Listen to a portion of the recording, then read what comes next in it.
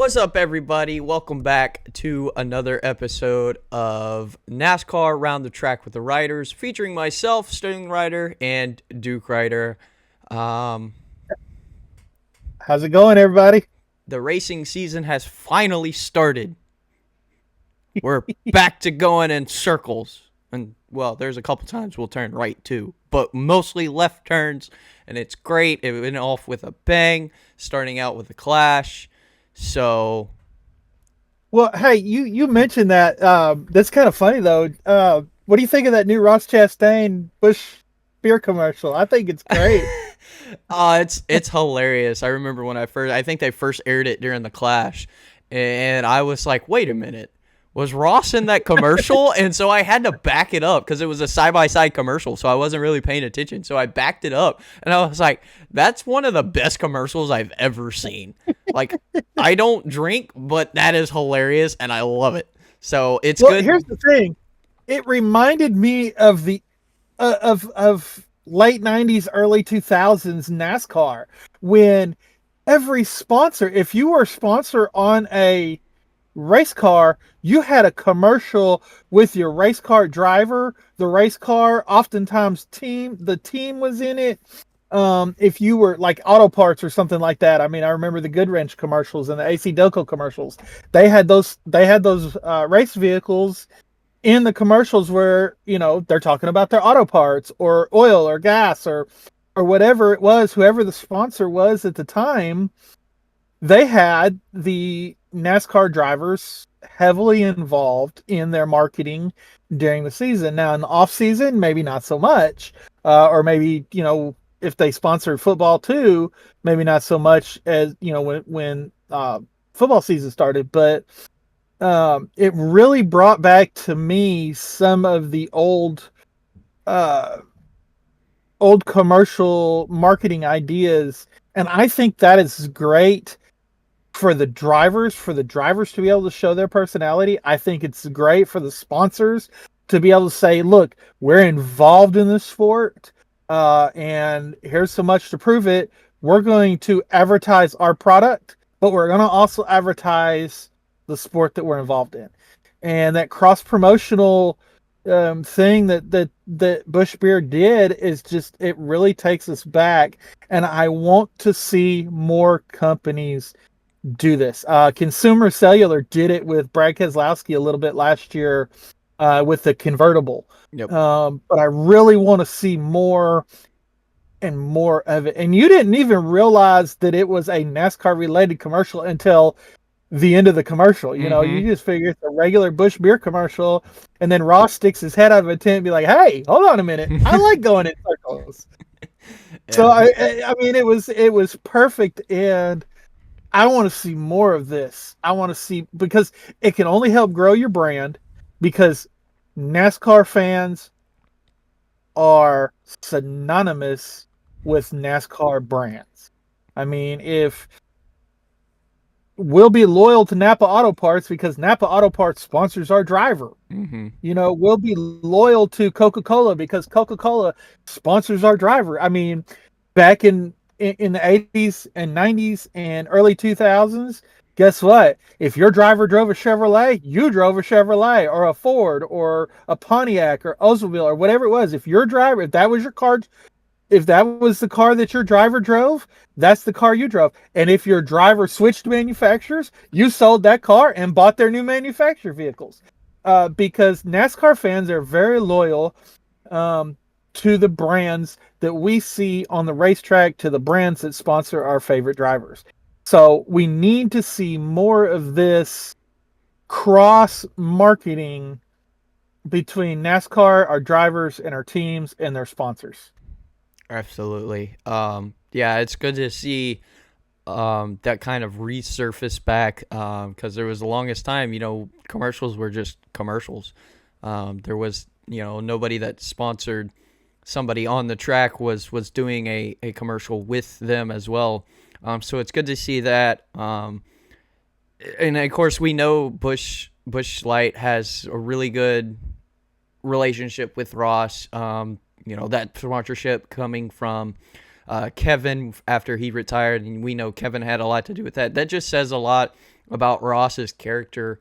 We know he was a little uptight when he first stepped in the Cup, but now if you look at him, he's just a really cool guy. I mean, I'm starting to like him a lot, just as a person. Not as much on the track, but you know, it's good to see those relationships with the sponsors going so well, especially these newer ones, because Busch has only been on his car for a couple years now. Yeah, I mean, this could very well be a throwback to the Dale Jarrett Race the Truck UPS commercials. Where, I mean, they had a commercial where he's literally driving a UPS truck on the racetrack with race cars going by. I mean, this has that potential to be that kind of level type marketing where we remember those commercials 20, 25 years later. Because, I mean, that was 2001, 2002, and I remember that. And I remember it was like it was yesterday. So we need to get NASCAR, the teams and the sponsors need to get back to that level of marketing. That way, that's how you're going to bring in fans, is by cross-marketing your products. This is my product. I sponsor this NASCAR team. Come watch our car race on the track. So it brings in outside fans to NASCAR, but it also takes NASCAR fans to buy your product, and stuff like that. So we really need to get back to that. But that was awesome.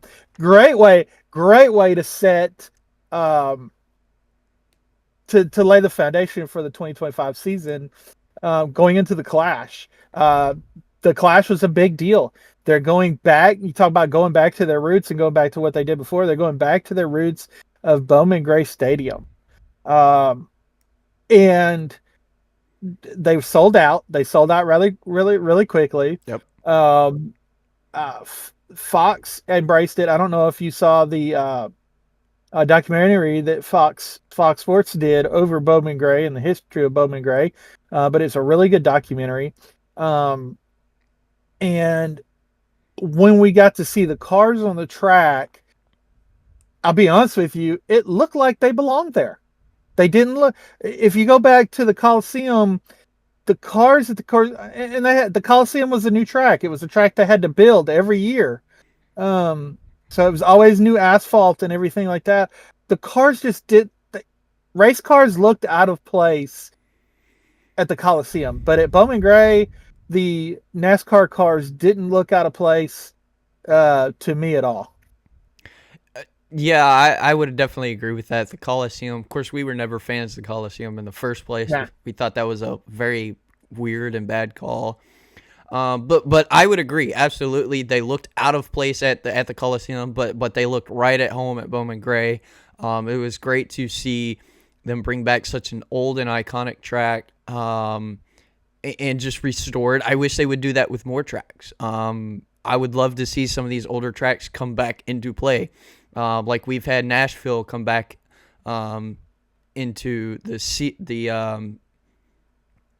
schedule. The Cup, yeah. North Wilkesboro, we've seen that track, at a few times, and Rockingham's coming back this year on the Truck and Xfinity schedules.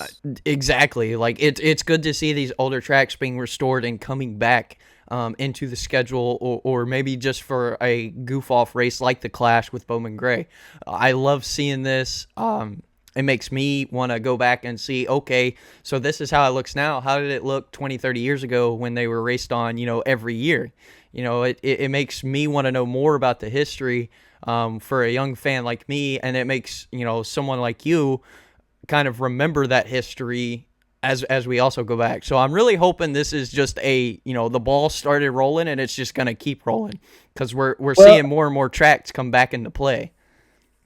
Unfortunately, what they're talking about though now is taking the Clash international. And this was a big debate over the weekend on X between a lot of fans and some of the NASCAR media about taking the Clash international. The problem with taking the Clash international, in my opinion, is back in the late 90s, early 2000s, NASCAR averaged a viewership weekly of 10 to 20 million people. Um, and that's an average that covered the truck races, the Xfinity Busch Series, Nationwide Series back then, and the Cup Series. Okay, so an average, depending on the race course, like Daytona would draw in 20 million viewers, Talladega 20 million views, Bristol Night Race, I mean, high on the high end. But then you had other races that wouldn't quite bring in as many, but still, that's what they averaged, was somewhere between 10 and 20 million viewers a week. And they were sold out. I mean, I remember back in the late 90s, of course, the Truck Series started in 1995, and they were mainly short tracks across the country. But even when they started moving to the bigger tracks in the early 2000s, the truck races would sell out. The Busch Series races, Nationwide races, Xfinity races would sell out. I mean, it wasn't just the Cup selling out on the weekend. All the series were selling out. And I understand that you had a lot of Cup drivers racing in those lower series races pretty much every week, which, you know, if that sells it out, that sells it out. But then they brought in the Car of Tomorrow in beginning of 2008, and the ratings tanked. Yep.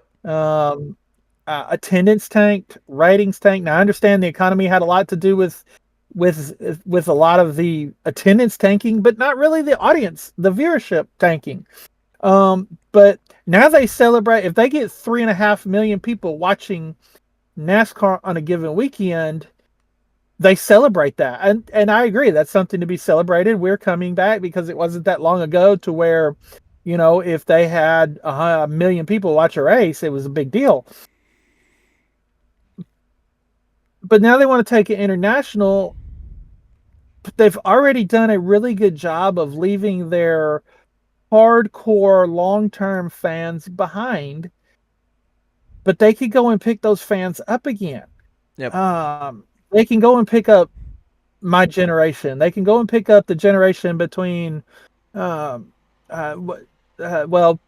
Gen X, so they could go pick up the millennials. They can go pick up the younger generation because, you know, there's still that opportunity out there. But going international takes that opportunity away, and they're on the right foot by bringing back North Wilkesboro, Rockingham, Bowman Gray, and bringing back that old audience that stopped watching when they brought in that Car of Tomorrow that nobody liked. They need to go after those fans before we start going after international fans. Build back what you had in the United States before you start seeking elsewhere. And that's why taking it international really just doesn't seem to make sense. I understand they want to be a global brand, and that's fine, and I understand that.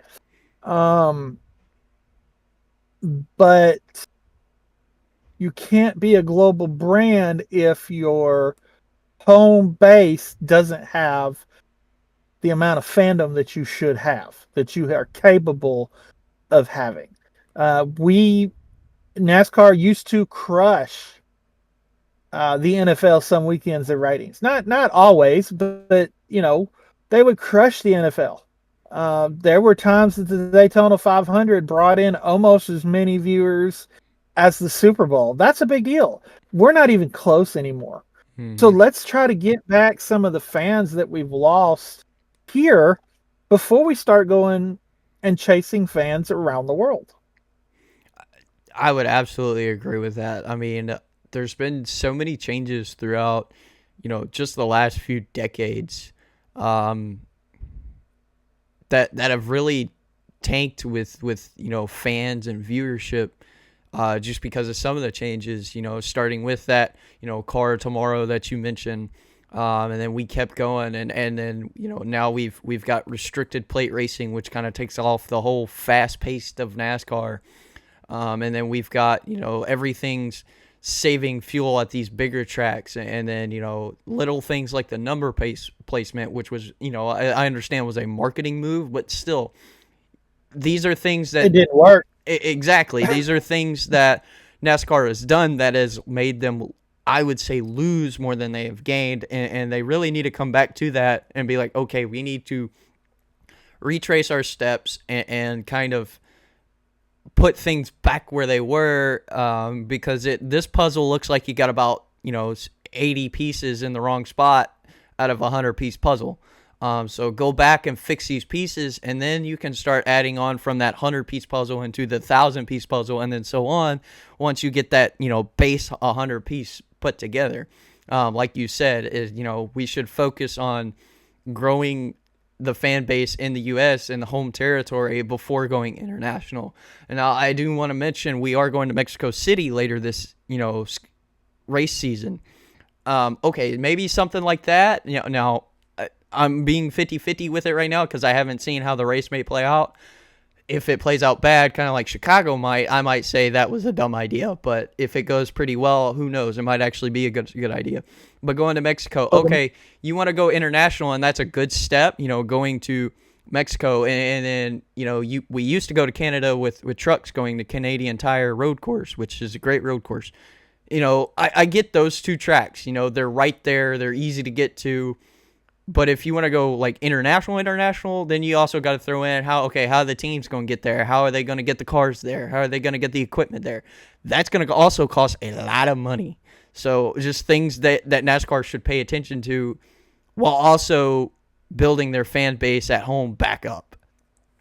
Money that NASCAR has very clearly stated in the charter agreements that they do not want to give to the teams.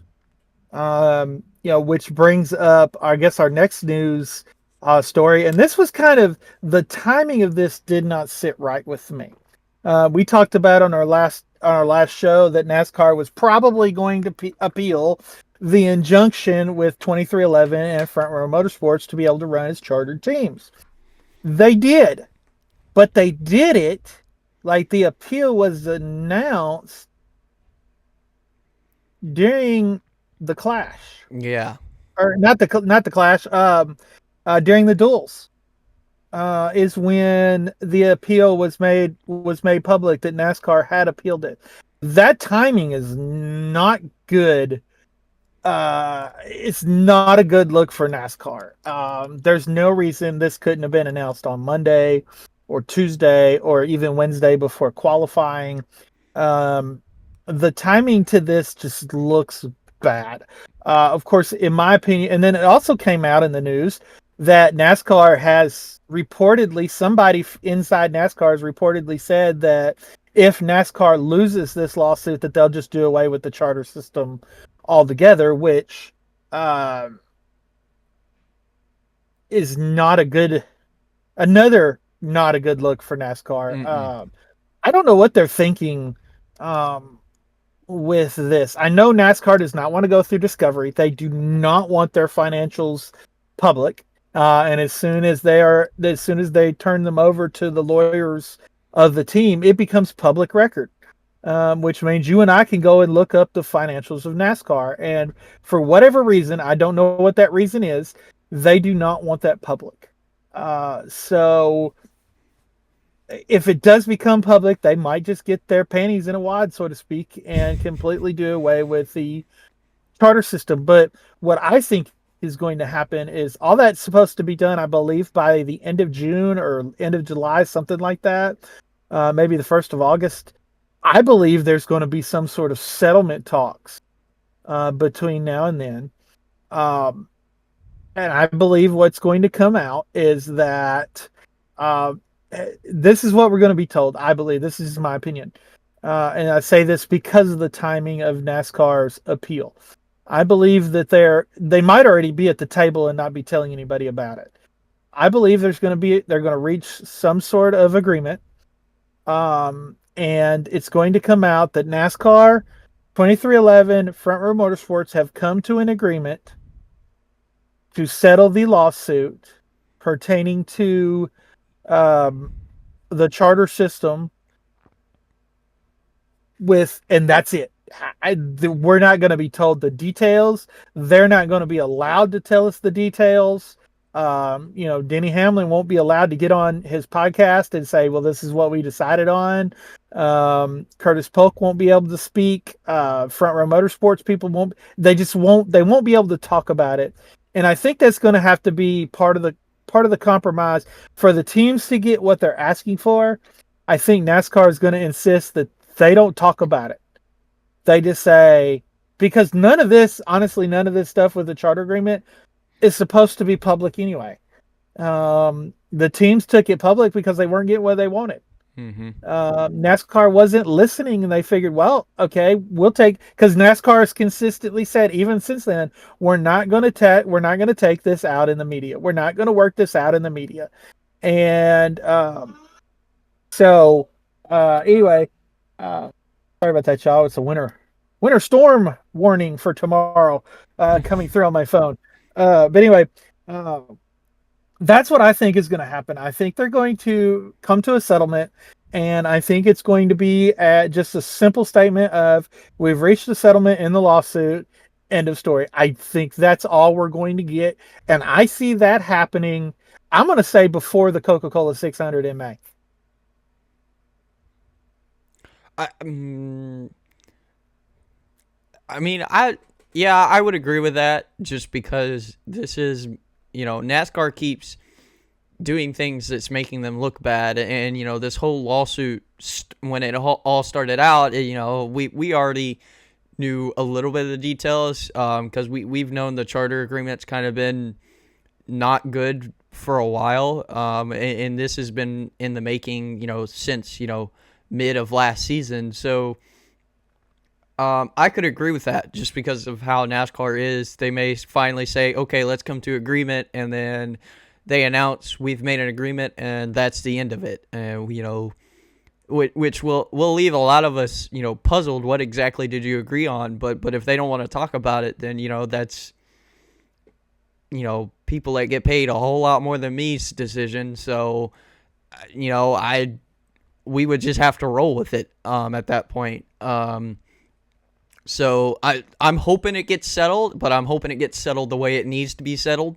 I'd hate for this to drag out longer than it has to, just because it could continue to make NASCAR look bad. And if NASCAR is going to be smart about it, then they will come to an agreement with the teams and quit all this, things going on within it. So I guess we'll just wait and see. Time frame wise, I could, before the 600, I could see that happening.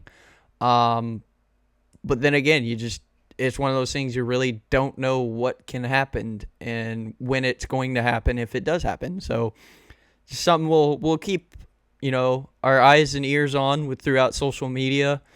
I just hope it comes to an end soon, and I hope that the teams get what they need, not necessarily what they may want, but what they need and what they deserve, which, the whole reason this started. So that's just my 2 cents on it.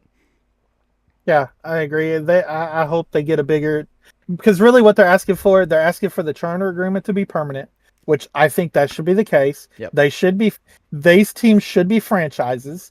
And then I hope that they get the financial stability that they're asking for. Another thing that came out in the news on this similar topic on this, it also came out that NASCAR might be willing to sell a stake in the company. This has been a privately owned family business since its inception in 1948, when NASCAR was when Bill French first sat down and created NASCAR. Now there's talking that they might sell a stake in the company. Now, how much of a stake that is, if it's going to be 25%, 49%, 52%, I mean, we don't know. That was not mentioned, but it was just mentioned that they might bring in some partners in order to, and it has a lot to do with them trying to go global.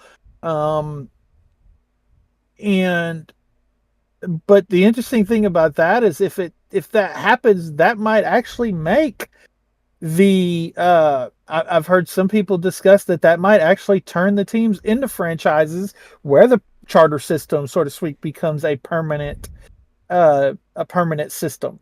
And they will, and one of the things I heard is kind of they'll do an expansion kind of like the NFL and the Major League Baseball and the NBA has done in the past, where they start out with their base 36, and if you don't have a charter, if you're not a franchise, you do not race. But if in a couple years there's a couple teams that are interested, they can do an expansion and add 2 teams or add 4 teams or whatever it is, maybe to get the car count back up. But that's just kind of that's one of the news stories out. There's really not a whole lot of details on that, other than it was said that we might be willing to sell a stake in the company down the road. It's interesting news. That's first I've heard about it. I'll just say real quick.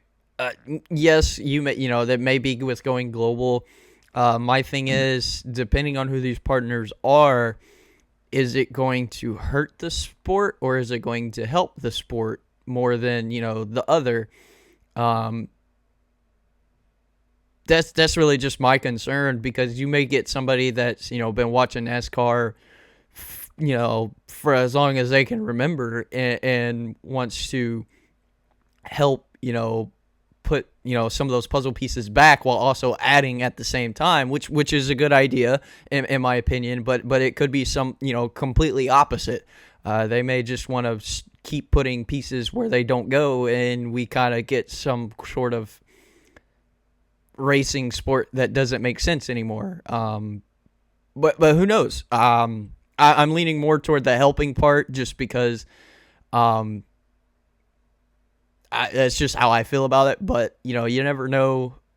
But, I could see this definitely helping improve the sport behind the scenes for sure. So that's just interesting news. It's first I've heard about it. So. Yeah. So, well, we did have some races go on since we had a last show, and we started with the Clash. And I like the format of the Clash with the heat races. Not really sure I like the whole qualifying fastest lap and qualifying in the last section of qualifying set your your fastest lap in the last practice set your qualifying speed. I'm not sure I like that. I would rather see them do single car qualifying for this to set the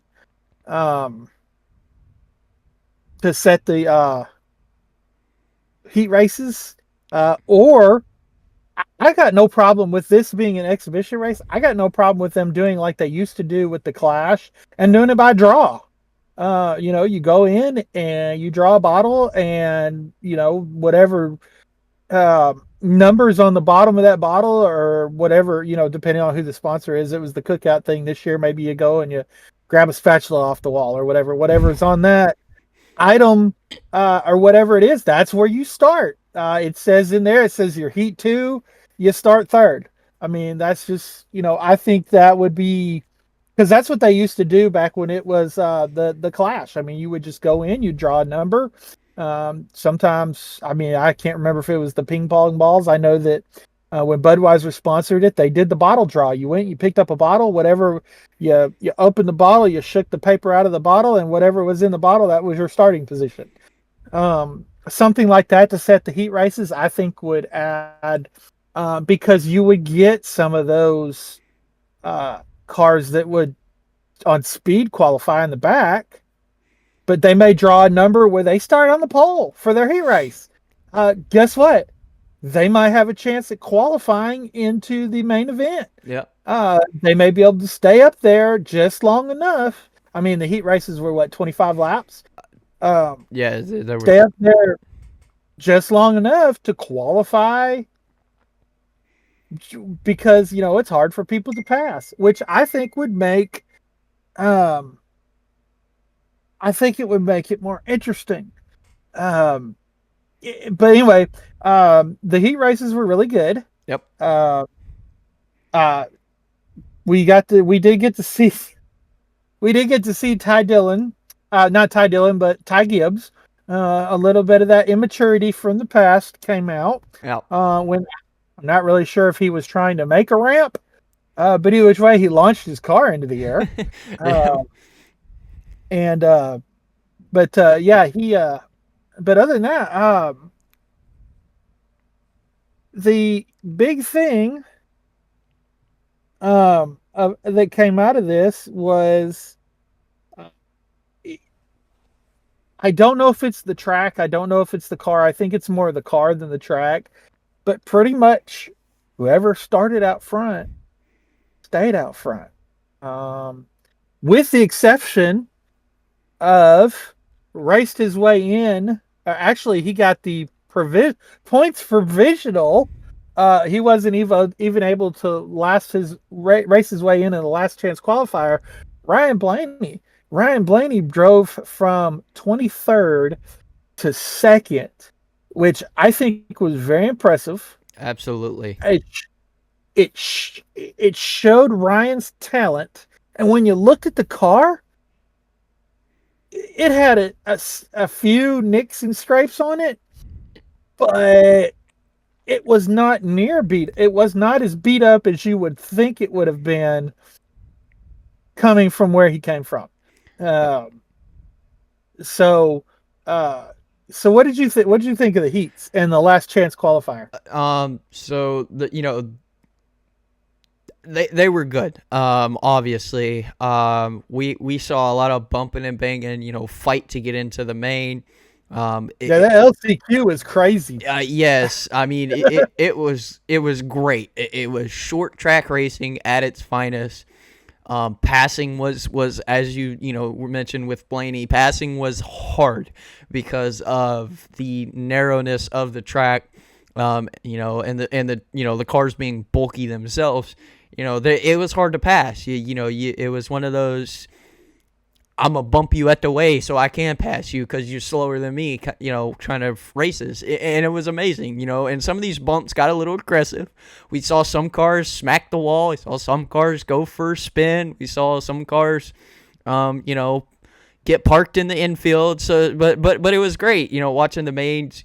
Simple and short. The last chance was good. We saw a couple drivers making in off of the last chance race.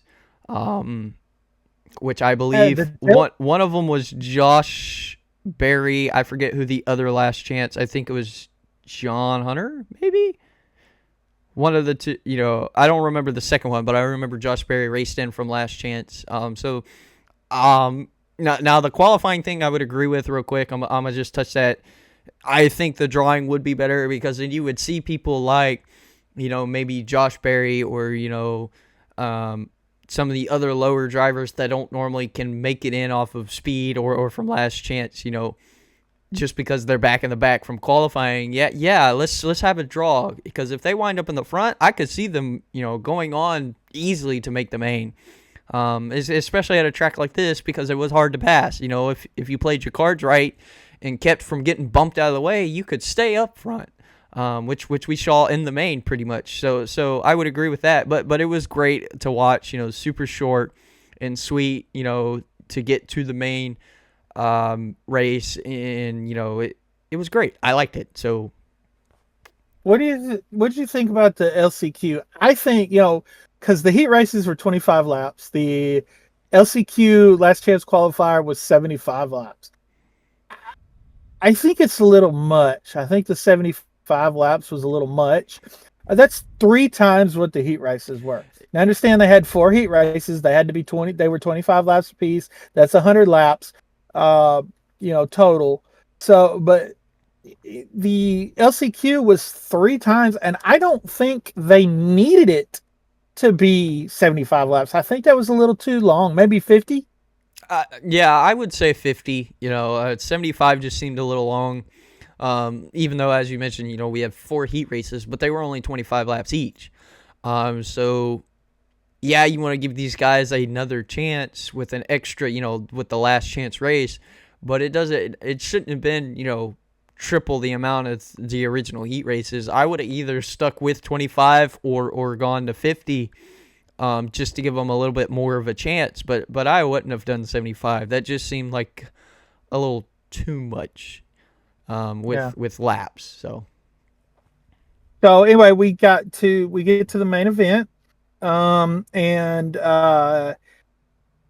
we had the break at lap 100, but Chase Elliott got the pole, and Chase Elliott led every lap up until like lap 93, when Denny Hamlin and Tyler Reddick were able to get around him, and Denny won. Not really. Well, I guess you could say won the first half of the race, but then they came back out from the break, and Chase started up front. Denny and Tyler Reddick had lost some track position, and they had some issues losing track position with some fights at the beginning of the second half of the race. There was some good beating and banging going on there wasn't a whole lot going on during the first half of the race, but when they started that last 100 laps, especially up front, I mean, Eric Jones was not playing around. No. Denny Hamlin was not playing around. Even Tyler Reddick was even getting in on this, and Chase Elliott's just sitting back like, yeah, I'm just going to let you idiots bump each other out of the way. But then there came a point where Chase had to go because Ryan Blaney was coming. Yep. And it seemed like every time a caution came out, Ryan had gained like 4 spots. Yeah. And then next thing you know, he's like in 4th, and then he was able to get up to 2nd. Of course, Chase Elliott once he got the lead. But man, watching Ryan chase Elliott those last 20, 25, 30 laps through traffic and all that was some pretty amazing. And there were points in times where I thought Ryan was going to catch him and pass him, and then some lap traffic might slow Ryan down a little bit. It was usually the same car that had just slowed Chase down to let Ryan get to his back bumper would slow Ryan down a little bit. But it was not the wreck fest that the last chance qualifier was. No. Much cleaner. It wasn't spectacular of, we've got a lot of, where they're beating and banging on each other for the lead. There wasn't. Now that was going on throughout the field, but it wasn't going on up front. But it was still as good of racing. I'm not going to say it was great racing. I'm going to say it was as good of racing as we can get with this car on a short track. I would agree with that. We saw it all throughout the field, bump and banging, people getting spun out just from the bumps and banging. But up front, we didn't see it. We saw it a little bit, of course, a Hamlin kind of pass, Elliott cleanly. That was just on speed itself and position of the car. But in the first half, there was nothing going on in the leader up with the leaders. It was just kind of follow the leader up there with, 1, 2, 3, in 4th place going around. But once that second half started, we had a little more bumps and banging up front, and then, Blaney was coming up fast. So Elliott kind of put the pedal to the metal, and then we really started some bumping and banging until he pretty much got back in the front, because he pretty much booted Hamlin right back out of the way and said, "Give me my position back," which was great. Just saying. But yeah, it's, for this car on this small of a track, it was still a good race. I enjoyed it. Like I said, it was good to see them back on a track that haven't been to in so many years. I enjoyed it a lot. I was also a big fan of the main sponsor, Cookout. It sucked though because it made me want Cookout. There's some of the greatest burgers I've had on a fast-paced level. Their sweet tea is also really, really good. Not my famous sweet tea as good as my famous sweet tea, but it was still it came pretty close. Which is hard to do. So, just overall, I think it was a great experience. Like I said, the racing was good. But as you said, it's best we could get with this car and on this track. I would love to be there in person. Of course, I'd go to every race in person. But a track like this, especially, just to see, what's, the memorabilia and the cars on a track, new cars on an old track. I feel like a in-person experience would be so much better than just watching it on TV, but still, even just watching it on TV was great. So that's For sure. You really got to give NASCAR credit for because if you watch the documentary, you see what the track looked like before NASCAR came in and put in the safer barriers and stuff like that and painted the infield. I mean, the infield was just dry brown grass. Yeah. Back before. But NASCAR did it excellent. You really got to give them credit. They did an excellent job on upgrading that track. I know that the safer barriers are going to stay there. I know a lot of the modified drivers that race there weekly are very thankful for that. I know they did pull down some of the catch fence because the catch fence got in the ways of the fans. But yeah, I got to give NASCAR credit for what they did to that track and what they're doing to. They've done it with North Wilkesboro. They're doing it with Rockingham. And we've talked quite a bit about that. So got to give NASCAR credit for going in and updating some of these tracks. Now, if we could just get them to get the Nashville Fairgrounds, update it, go to Pensacola for Five Flags and put the safer barriers there. I don't see a reason why we cannot take the Clash to a Five Flags, to a New Smyrna, to a Nashville Fairgrounds. Hey, if they want to race dirt, Springfield, Illinois has an excellent mile that the ARCA cars run on. It's a dirt mile. Go and upgrade that track and upgrade those facilities and run your all-star race or your Clash there. I mean, you and I both know there's a lot of fans in that part of Illinois. I went to races as a kid a lot in that part of Illinois. We've got family that still goes to races up in that part, up in that part of Illinois. So there's a lot of potential. I know this kind of goes back to what we talked about with going international. There's a lot of potential in the nation, in the United States, that NASCAR, it would be cheaper for NASCAR and cheaper for the teams. And it would build back that fan base that y'all lost when you left those tracks in the first place. Absolutely. I would agree with that.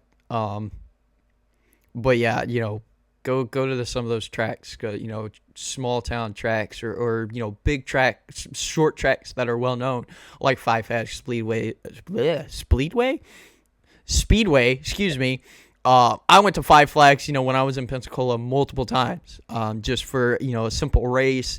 They had racing, they had, drift events, they had, just hangout events. They had a lot of great events at Five Flags, including, the big ones, this Snowball Derby, which a lot of NASCAR drivers would come to and participate in, or at least attempt to, because the last time I was there, Brad Keselowski tried to get in and didn't quite make it into the main event.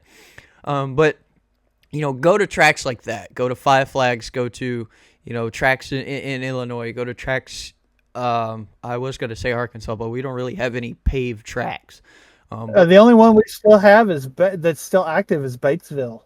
I-30 Speedway shut down. Batesville is still. I think they run one or two races there a year. But I mean, yeah, that's even a comparable track that NASCAR could go in and take over and promote and run. Maybe they could open it back up where there could be some more. And that's part of the problem that NASCAR has had is, yes, a lot of these tracks were promoted. The owners, they were privately owned, they were privately promoted, but NASCAR drivers would go and race. And when NASCAR drivers would go and race at those races, NASCAR would advertise, hey, Kenny Wallace, Ken Schrader, they're coming to Batesville. They would, Mark Martin, he's coming to Batesville. Mark Martin's from Batesville, Arkansas. He's going to go race at Batesville Raceway. And NASCAR would talk about that on the cut broadcast. Hey, coming up this Friday, so-and-so is going to be at their dirt track, or they're going to be at their local paved track. And Kevin Harvick is really doing a great job with this out at Kern County back in California, where he's from. The Motor Speedway is named after him now, and he's promoting races out there like they used to do. And stuff like that would just really help get NASCAR back to its roots and help grow that fan base that would be able to launch them into uh, a global company, a global sports. Uh, but without that base fan base, you're not going to be able to be global. Right. But anyway, back to the race. Sorry, Yeah. we went off on a little tangent there. Chase Elliott won. Ryan Blaney second. Denny Hamlin third. Joey Logano fourth. Bubba Wallace fifth. Ross Chastain sixth. Austin Cindric seventh. Tyler Reddick eighth. The standout for the top 10 to me, I'm just going to skip him real quick. Chris Buescher finished 10th, but finishing 9th, Shane Van Gisbergen on a short track. Everybody talks about him for road courses. Here he is on a short track. First off, he made it. He qualified in his heat race, not in the last chance qualifier. He finished top 5 in his heat race and then finished 9th in the main event. If he's racing like this, he might be able to do what a lot of drivers that have moved over from other sports or from other forms of motorsports have not been able to do. And he may be able to pull off that win on an oval, especially on a short track. Absolutely. Like you said, SVG we've known more for being road courses. But being with Trackhouse especially, I would say is especially now full time. I feel like we're just going to see him a lot more as we go. Maybe not in the beginning of the season, but more towards the end when we start going back to tracks we had already been to. We're going to see him up front being competitive with a lot of them. Just to see him, top 10 just like he did in the Xfinity Series, because it was the same thing that you're talking about. He did that in the Xfinity Series last year. Exactly. It was great to see him there at the end, top 10 at a short track where you had to bump and bang people to get up a position or two. Unless you're Ryan Blaney, apparently. Kid's got talent to do that because that was impressive. But it was great to see him, his first official, cup start, his first class start, especially, top 10, you got to give him credit, that it takes a lot, especially at a short track like this. That takes a lot. Especially when outside of the Xfinity Series, I think he only ran the Cup road courses last year. And he didn't run all of the Cup road courses last year. So, because him and AJ Allmendinger took turns. Yep. In the Cup car. So, that was it definitely gave us something to look forward to with SVG. And the more I hear the guy talk, the more I see him on the racetrack, the more I like him. Absolutely. Yes. He's really started to grow on me. I mean, he seems to be like he's a genuine guy outside of the car. He's a hard-nosed racer inside the car, but at the same time, he's also a gentleman inside the car. He's not I'm going to wreck everybody in my way just so I can win type guy. Now, he might use the bumper when he needs to. Yeah. But he's just not going to do it every time he gets around somebody like some drivers do. I feel like he definitely took the mentality he had over in Australia when racing over there. He definitely kept that mentality when coming to NASCAR, which is a good thing because what he used to race in, there was no bumping and banging whatsoever. Like no, because they would get penalized if they bumped a car or rubbed a car, even on accident. They would get penalized. Exactly. So he doesn't, he knows he can be a little more, I wouldn't say rough, but he could be a little more aggressive with the bumping and banging, but he's still not going to be as aggressive as we've seen a lot of other car drivers who have first stepped into these cars. We're not going to see him as that, that aggressive just because he knows, he still has that mentality from, his older style of racing, which, is okay. There's some of these tracks where you're never going to probably ever see another car or get close to enough to another car to bump them out of the way.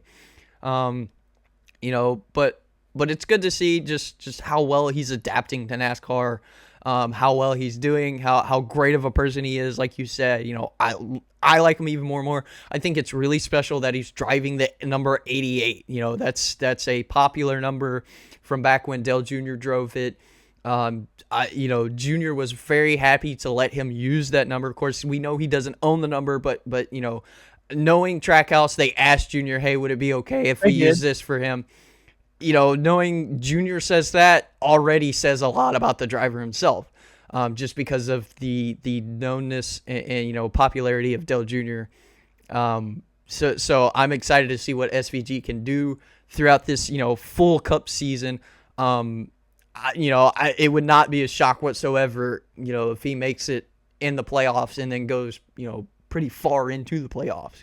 I'm not going to say championship 4, but I could see him making round of 8 easily. Well, he was both one of our playoff picks. He was in both of our picks. So definitely a good possibility. So moving on, we have the qualifying for the Daytona 500 was next with the on-track action. Chase Briscoe, with the new team with Joe Gibbs Racing, gives Toyota its first ever Daytona 500 pole, with Austin Cindric qualifying second to set the front row on Wednesday. Chase Chase has said, and other members of Joe Gibbs Racing has said that that 19 team has a lot to prove. They not to take anything away from Martin Truex Jr., they just feel that they were, those last couple years, let's just face it, and Martin will admit it, he wasn't giving his 100%. Yeah, absolutely. And Chase is coming in there and he's setting the bar high for the team members, as far as being in the shop and stuff like that. So it was good to see. It's good to see Chase being successful right off the bat. We talked about him on a pre-race show. We both have him as a multiple time winner. Yes. This year. But qualifying set to front row, making it in on speed was Martin Truex Jr. Yep. Not a big surprise. That was pretty much a JGR prepared car. He was one of the people I picked to make it in on speed. The other person was kind of a shocker to me, was Jimmy Johnson. I thought he was going to have to race his way in to the 500, but he was the second fastest car on speed. And then Justin Allgaier fell third, which meant that Dale Jr. Motorsports team was going to have to qualify. I mean, they were going to have to race their way in into the 500. So, which as we get to kind of leads to the next thing to talk about was the duels. Thursday night, the first duel set the inside lineup. The second duel set the outside lineup. And I'll just be perfectly honest with you. The incidences that happened in the duels, and the winner of the first duel really was no surprise to me. Bubba Wallace has proven that he's excellent at this type of racing. He's won at Talladega. He's finished second at Daytona. He runs really well at Atlanta. So to see Bubba Wallace go out and win his duel was not a huge surprise to me. I thought it was a great race. The top 10 in that duel was Bubba Wallace, William Byron, Ty Gibbs, Ross Chastain, Tyler Reddick, AJ Allmendinger, Austin Dillon, Chase Elliott, and Justin Allgaier finished 9th. Kyle Busch finished 10th. Justin was able to race his way into the field, which was a good thing to see. But I want to talk about that battle there for a minute. You had Martin Truex. Let's see, what was it? Martin Truex. Was it JJ? Yeah, JJ Yaley and Justin Allgaier. And they were pretty much together the majority of that race. I mean, it really wasn't until coming off of turn 4 on the final lap that we knew who was going to make the Daytona 500. That was, and that's the way the duels used to be.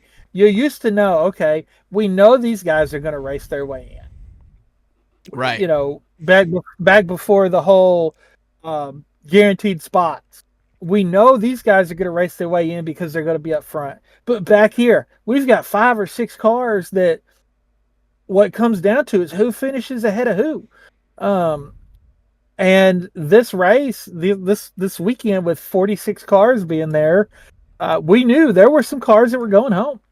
And we didn't know, like I said, in this race, in either one of the duels, we didn't know until coming out of turn, really until you cross the start-finish line, who was going to qualify.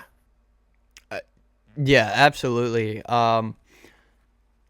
You know, out of the open cars, I know we haven't gotten to the second duel yet, but there was Corey LaJoie, Justin Allgaier, JJ Yeley, Truex Jr., Anthony Alfredo, Chandler Smith, BJ McLeod, Jimmy Johnson, and Elio Castroneves.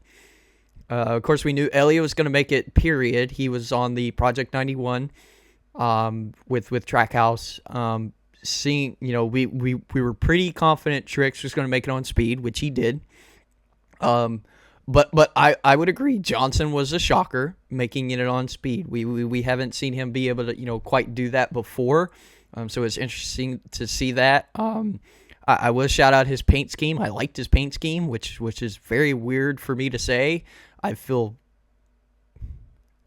know how I feel about that. But you know, the collab with Shaquille O'Neal and Shaq's brand, that was kind of a cool paint scheme. But you know, BJ McLeod was my biggest shocker to not make it.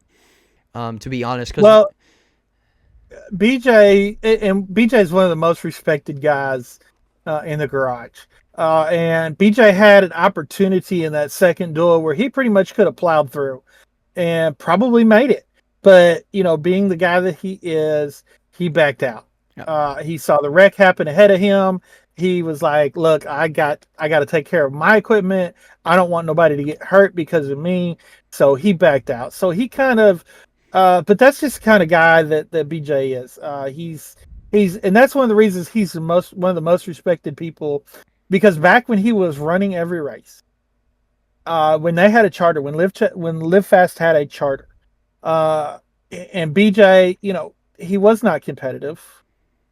But when the leaders were coming around, you never had to worry about BJ being in the way because his spotter would say, hey, here comes the leaders. He would get out of the way. He would do whatever, even if he had to drive down onto the apron of the track to go around the corner. He was not going to impede the leaders in any way whatsoever. Right. Which is one of the reasons why he is so well respected in that garage. He is a driver that I believe deserves a full-time ride, maybe even in the probably in the Xfinity series, for a top team. Just because of the respect that he has in the garage. And I believe if you give him the right equipment, with the respect that he has and the talent that he has, that he can win races. Absolutely. Unfortunately, he has not gotten that break, but you know, and drivers have been asked this: who do you respect in the garage? And BJ McLeod, Kevin Harvick's talked about BJ McLeod, and the respect that he has in the garage. And other drivers, when they've been asked about him, talk about the respect that he has in the garage because of the respect that he gives them on the racetrack. So, but his day, I mean, I think his day will come when he'll be able to be racing in the Daytona 500 again. But so let's see. The second duel, you want to talk about this? The controversy. No, the first one was the good one. The first one, you had a clean cut. Basically, the top 10 you knew was the top 10. Yeah. Right? When they crossed the line, there was no question about that. But the controversy comes, and this was not the first controversy, or this was not the last controversy of the weekend, unfortunately. They are 10, 15, 20 yards from the start finish line. There's a wreck. They press the button immediately to turn on the caution lights. Eric Jones crosses the finish line first, but they go back and say that Austin Cindric was out front at the time of caution. Why this is a controversy is A, they were 20 maximum 20 yards from the start finish line. 2 seconds for those cars to cover those 20 yards. It took 2 seconds. So my problem here is just why they got to be so quick with this caution light. I mean, because in order to hit it that quick, you have to be hovering over it. I mean, your hand has to be, kind of like your for the people that play Jeopardy, their fingers on the buzzer already has the buzzer half pressed down, before the question's even asked.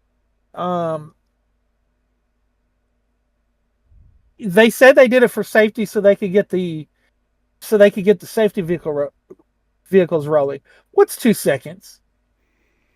Well, I mean, you mentioned they were, 15, 20 yards from the finish line. Just let them finish. It doesn't matter what happens now.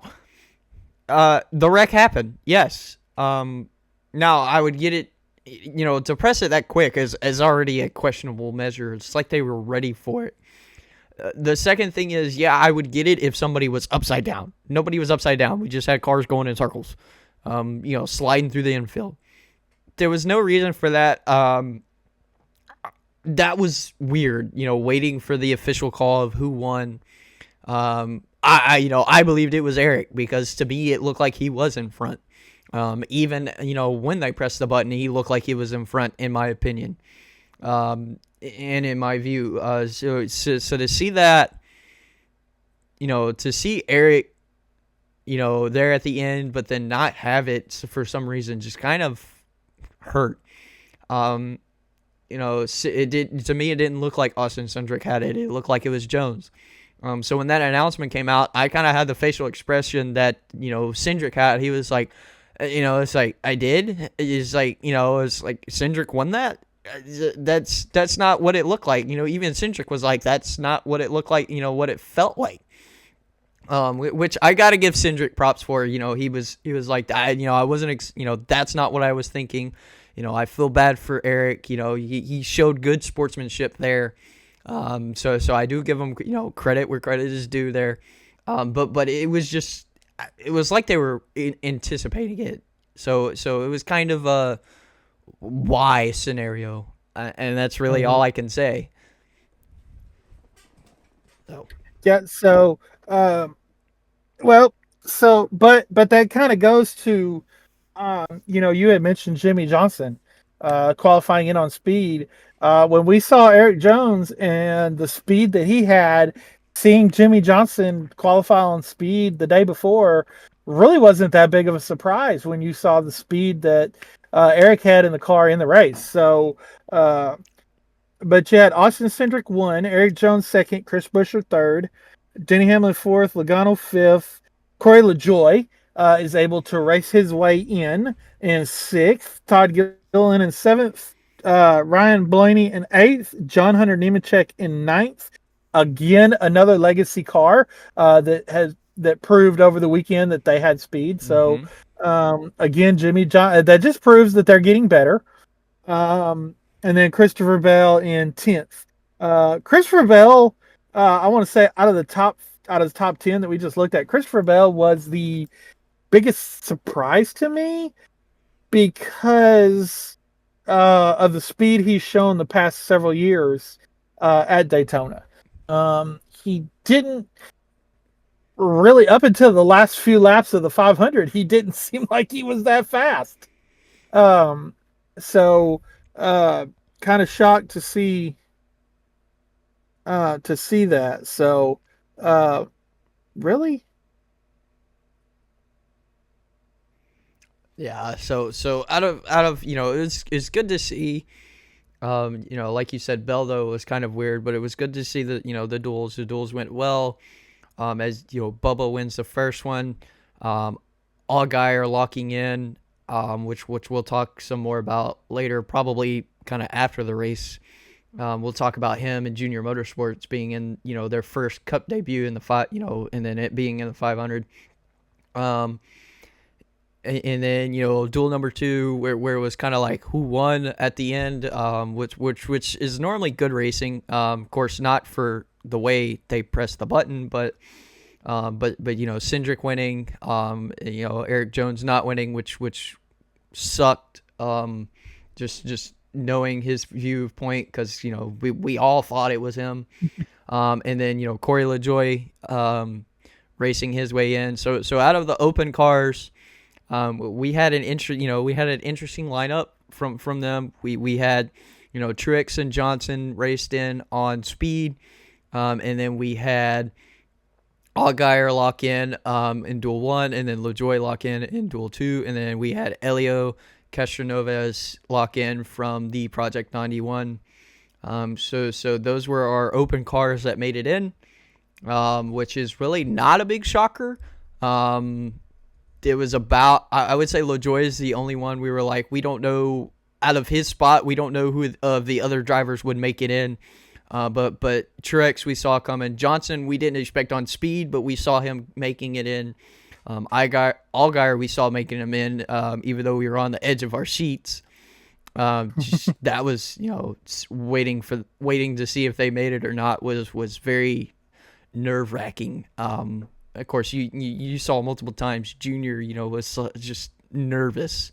So and I know locking in on Wednesday in qualifying is ideal. It takes the pressure off. But I think racing their way in the way that they did, the way that they had to, I think that meant more. It seemed like to me it meant more to Dale Jr. and Kelly and all the people at Junior Motor, and even Justin, to be able to go out there and prove, hey, we belong here. We earned our spot, not in qualifying, but we earned our spot on the racetrack in the race. I think to me, it seemed like it meant more that they were able to race their way in as opposed to qualifying on speed. Absolutely. And I would agree with that, just because it's like qualifying, it's one car qualifying. There's no drafting. There's no, none of the aerodynamics are put in. It's straight speed and handling. And in being Daytona, there's not much to handle, especially with these cars. And I can vouch for that because I did it on iRacing, which I'll get into at the end of the podcast. But to see in the race, inside the draft, the car was fast. The car was there. I would say getting in on speed, as you said, is much more meaningful, much more prove-worthy, because it's saying, hey, we can keep up with the pack. We can stay in the pack. We can race with the pack. That means, to me, means a whole lot more than speed-wise. So yeah, I was just glad they made it in. Like I said, we'll go more in depth later with that one, because there's more to that story. But anyways, moving on to truck race. Yay! Okay. This was this was a truck race at Daytona. Yep. Okay. It's what we've gotten used to. There was no surprise. The fact that there were wrecks was no surprise. The fact that those wrecks happened where they happened in the field was no surprise. The fact who started those wrecks were no surprise. I'm not really going to go into a whole lot of detail and all that. Stage 1, we had the 99 of Ben Rhodes. The 99 of Ben Rhodes won the race, or won stage 1, coming off the pole, followed by his teammate Johnny Sauter in the 66. And then in the second stage, Matt Crafton won, and he was followed by Ben Rhodes. So the stages really weren't. The stages played out like truck races, at Daytona played out. Normally play out. The people that are out front usually stay out front. There was some single file there towards the end of each, and then they would kind of start racing again. Um, but it was what we've come to expect from a truck race at Daytona. Again, what we've come to expect from a truck race at Daytona is even though the race is, what was it, 100 laps? What does I it think it say? was it? Yeah, It was it was 100. 100 Yeah, laps. you're right. It's 100. Uh, so in 100 laps, why are we wrecking in the first stage? Why are we pushing it to the point to where we wreck in the first stage? The first stage is 20 laps. Why? Um, but it's not shocking. It's not surprising that this is what's happening. Yeah, I mean it's typical for the truck race to well, they wreck every stage pretty much, but especially in Yeah. stage 1. I mean, it's typical, but it's, in my opinion, like as you said, why is it's uncalled for? Yes, but truck is where a lot of these kids start out. A few of them will start in Xfinity, yes, but most of them start out in truck. So we're getting these new guys that or girls, in these trucks. These are first times in the truck. First time on a track this big. For some of them, and we're gonna see that. Of course, it's just I would say inexperienced. They're being aggressive when they shouldn't be, and they just don't know that they need to calm down a little bit. That's just what I'm thinking. But I could just be completely wrong, and they just because all be just truck drivers. I Well, but the interesting thing about this is when you look at those that were out, there was 4 out with an accident. 1 was out with an engine. That was Tyler Ankerman. We saw his engine uh, expire yeah. rather unceremoniously. But either which way, there wasn't. There were a lot of beat up trucks on the racetrack, but there wasn't that many trucks that fell out of the race. So, um, but that falls more on the crews than it does the drivers because the crews are able to somewhat repair the trucks where they can stay in the race. So, Yep. but then we have our second shocker of the weekend. And this one was not won on the racetrack. This one was won in the inspection garage. Parker Kligerman crossed the finish line first Yep.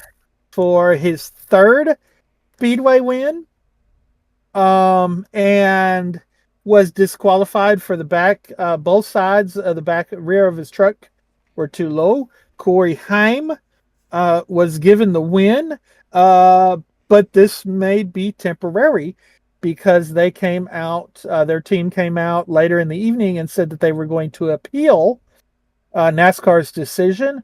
Parker Kligerman was vague in the Xfinity broadcast, but he was very confident that they have a good case Mm-hmm. to take before the appeals board. So we will see that. My belief is to be heard tomorrow on Tuesday. So we should have the results of that by Tuesday evening and know who won this race. I hope that Parker's able to keep the win. That was an awesome win, awesome move that he made to get the lead. But Corey Heim is right now credited with the win. Yep. Of course, Corey Heim is he's going to be in the championship for this year. Yes. There's no doubt. Let's see here. Giorgini Ruggiero, I believe, in the 17 truck finished second, which was great because I believe he had a flat tire in qualifying. and qualified 34th. So, but he was able, and he's a rookie. So he was able to finish well. Ty Majeski in third, Grant Engfinger fourth, Justin Haley in his return to the Truck Series finished fifth. Chandler Smith in his return to the Truck Series finished sixth. I'm sorry, Daniel Hemmick in his return to the Truck Series. Wow, it's a lot of people returning to the Truck Series. Of course, Chandler Smith and Hemrick are both running full seasons. Justin Haley was just a one-off, maybe a couple races this year, but Hemrick finished second. Jason White finishes eighth. William Sawalich, a rookie, finishes ninth. And Frankie Muniz from Malcolm in the Middle fame, which I never watched that show. It just wasn't one of those that caught my interest, but gets his first ever top 10 in his rookie series in the truck season. Maybe. Again, this all goes back to whether Parker and his team wins their appeal. But some good runs. People that we expect to see run up front. Chandler Smith, we expect to see him run up front in that Front Runners Motorsports truck. He's won truck races before. He's won Xfinity races. There's no reason that this guy should not be in the Xfinity Series this year. Yeah. The fact that he's not, after winning Xfinity Series races last year, is, in my opinion, a pathetic. It's pathetic that he's not on the Xfinity Series. But we expect Grant Enfinger. We expect him to run up front. We expect Corey Heim to run up front. Justin Haley coming back to the Truck Series. It's not a surprise that he gets the top 10. So overall, though, I would say that the truck race was what we've come to expect from super speedway truck races. No major shockers coming out of this one at all. No, not whatsoever. It was good to see Parker win until I saw that he didn't win. He won until he didn't. Because as he said, it takes a lot for him, and it was good to see him, up front, especially there toward the end. But so I not to take it away from Corey Heim and some of the other drivers in the top 10, but I hope they win the appeal. I think it's deserved for sure. But it was a truck race, about what we expected being Daytona. So that's about all I've got on that one. I will say this about the appeals. I think, this is just my opinion, I think if NASCAR wants transparency, and NASCAR, let's be honest, needs transparency, because we see a lot of decisions made behind closed doors and they're announced and fans are like, huh? And even some drivers are like, where'd that come from? Yeah. I think that these appeals should be live streamed. I think everybody out there that wants to watch the appeal, we could call it NASCAR Court TV. I don't care. NASCAR has that channel on Tubi. On Tubi. Live stream it on Tubi. Live stream it on your YouTube channel. I don't care. These appeals need to be live streamed so that the fans can know what's going on, what's being presented.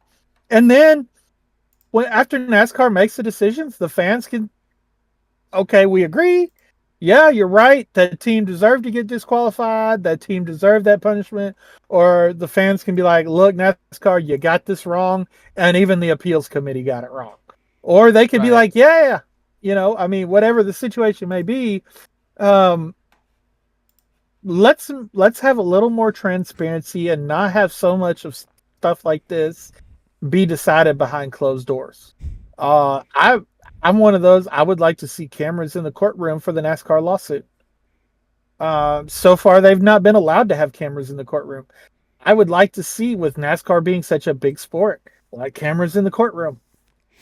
Let the fans decide, let the fans decide whether we agree or disagree with the decision the judges make at the end of the appeal or at the end of the court or at the end of the trial or whatever it is, let the fans decide whether we think the evidence supported what it needed to support. I mean, that's just my opinion. But that's a good opinion. In my opinion, opinion on opinion.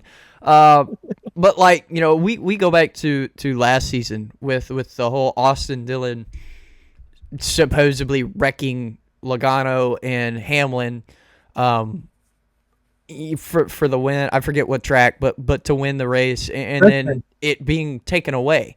That was a bunch of baloney. Okay, Logano, he just booted out of the way. Richmond's considered a short track. Okay, short track racing. That one, great. Hamlin did it to himself. Hamlin came back down onto Dillon, and it's clear as day that he did. I don't know. And RCR, Richard Childress, talked about that on the Dale Jr. download. That exact point that you just made. And then Austin Dillon, in his interviews over this past week, it's the same thing. And he said the same thing. We had substantial evidence that proved that Denny did that to himself. But they didn't take that evidence into consideration. So if they made these things public, what we get that comes out of that room probably wouldn't be as skewed as it is. Yeah. Because there were a lot of people on Austin Dillon's side. Mm-hmm. There were a lot of people on NASCAR's side. Let us see the evidence for ourselves and decide who we think is right or wrong, no matter what the appeals panel says. Yeah. Because that's transparency, and that's going to mean, hey, Austin, you may have thought you had all the evidence in the world, but the evidence that NASCAR brought showed that they were 100% in the right, or vice versa. Austin, your team knocked that out of the park. There's no reason you should have lost that appeal. I mean, all we can go is by what NASCAR wants us to know. Right. Because NASCAR won't let them come out of the room and speak. Yeah. So, but yeah, I think making it public would really help. And maybe it would help NASCAR from getting so many black eyes every year. Yeah. That would be a big one for sure.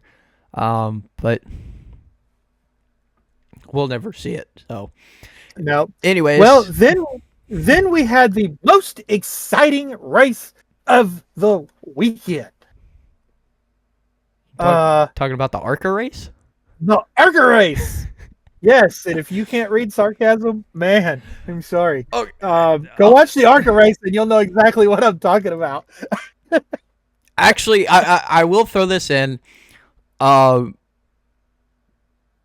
It was actually interesting, but it wasn't the racing that was interesting. It was the broadcasting. Here, and the reason why is because they brought in one of the drivers. They brought in Cletus, probably the most redneck NASCAR driver in all of the sport. He is a real life Ricky Bobby. Okay? Yes, absolutely. A 6'6", 6'6" tall Ricky Bobby. Literally, what is his real name? Garrett Mitchell is his real name, but he's a huge social media star. Apparently, I've heard of him, but not really. Yeah, I did look him up when they were talking about his channel. His channel name is Cletus McFarlane, and he's got over 4 million subscribers. He's got some of the videos on there look, redneck crazy.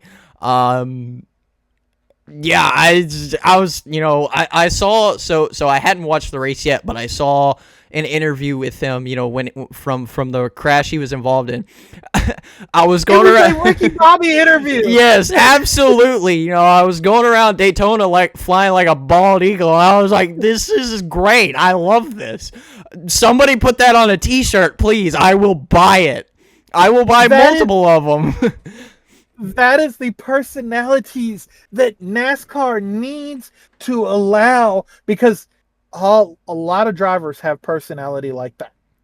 But NASCAR and sponsorships or whatever will not allow them to have those personalities. These are the personalities that's going to put your fans in the seats. And it was awesome to watch. Absolutely. I mean, if we added more like that, just yeah, it may be goofy, it may be funny, some people may think, it's uncalled for, but no, the personality is how we get to know these drivers, and seeing that, he was very okay with being himself was amazing. It was great. That's all I can say. That was the most entertaining thing about the ARCA race, but it was funny enough to make it worth watching. But they brought the really good part of that too was not only did he do a TV interview, but they let him come up into the booth. Yes. And he was able to, even more of his personality came out in the booth. Speaking of the booth, yeah, he's the reason the booth was entertaining.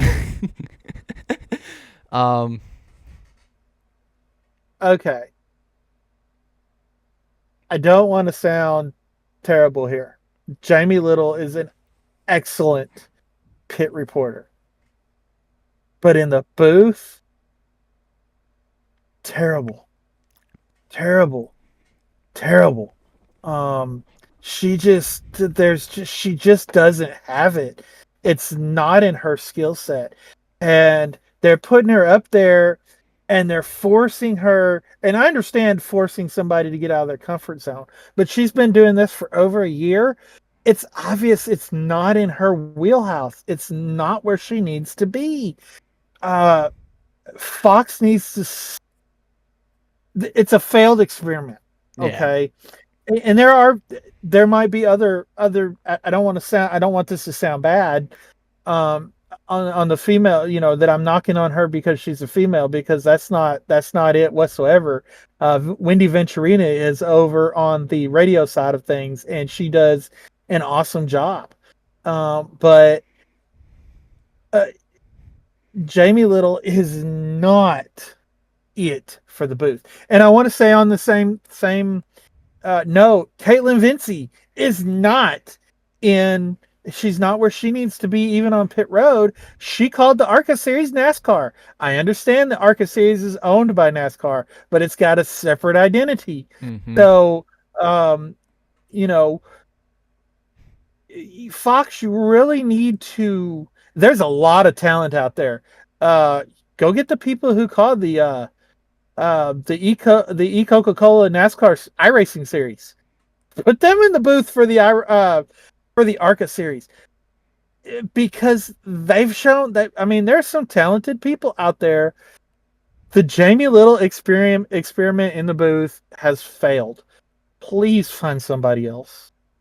Phil Parsons also, him and Michael Waltrip, they're past their prime.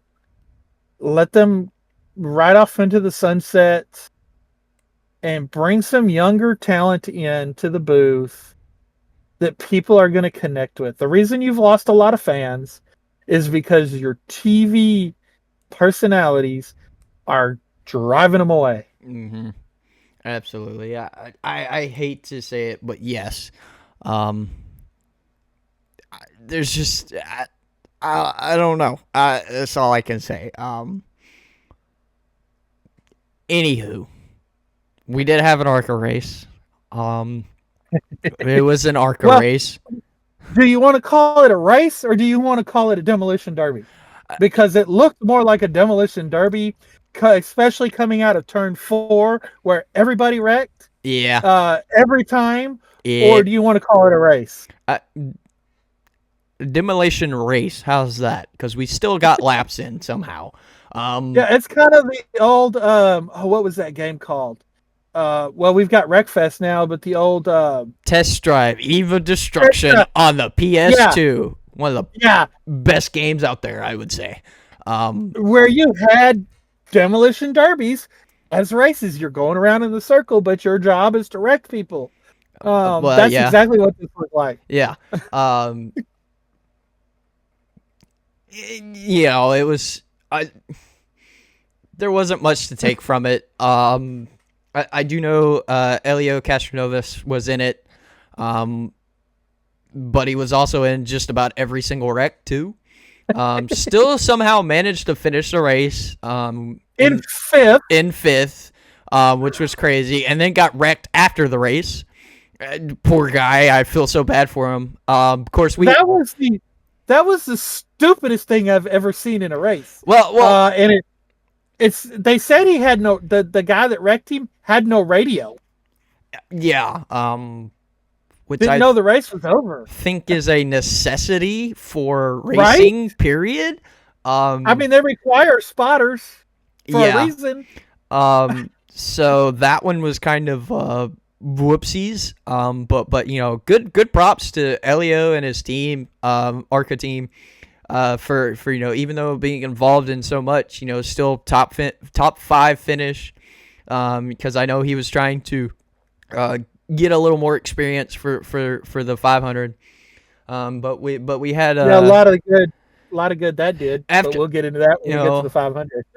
Yeah, true. Once the smoke finally lifted and the race was actually over, Butterbean, Brendan Queen, our winner. He is another one full of personality, I would say. Yes. I know I texted you after I finished watching the race. Brendan Queen, +1 fan. And you said +2 actually, and I was like, even better. He seems like a great kid. Very, very, happy to be in ARCA, in NASCAR. Respect for him having the American flag. Copied it off of good old Brad Keselowski. I don't actually know, but it was good to see him with USA Patriot there. Also talked a lot about Waffle House. Very, very Southern thing to do. You haven't lived till you went to Waffle House at 3:00 in the morning. It's just different. It's redneck hibachi. Exactly. Yes. Exactly. It is redneck hibachi. I just remember, he said Waffle House so many times. I was like, now I want Waffle House. I miss it. I miss actually a lot of restaurants, but still. And for us, Waffle House has become a Christmas Eve tradition. So. Yeah, exactly. It's our, we sadly didn't get to do it this previous Christmas, but yeah, props. Well, we did. It's not our fault. You were stuck out of town, couldn't get in when you were scheduled to. Well, that was we still did it. That was partially my own fault too. I didn't have the vacation time I needed for that. But anyways, that was, ARCA, typical ARCA, demolition derby. But, Connor Zilic won in that same car multiple times last year. So for them to come out with Brendan Queen, Butterbean, and be successful right off the bat at Daytona shows that they're willing to take a chance on some of these unknown drivers. And I say unknown.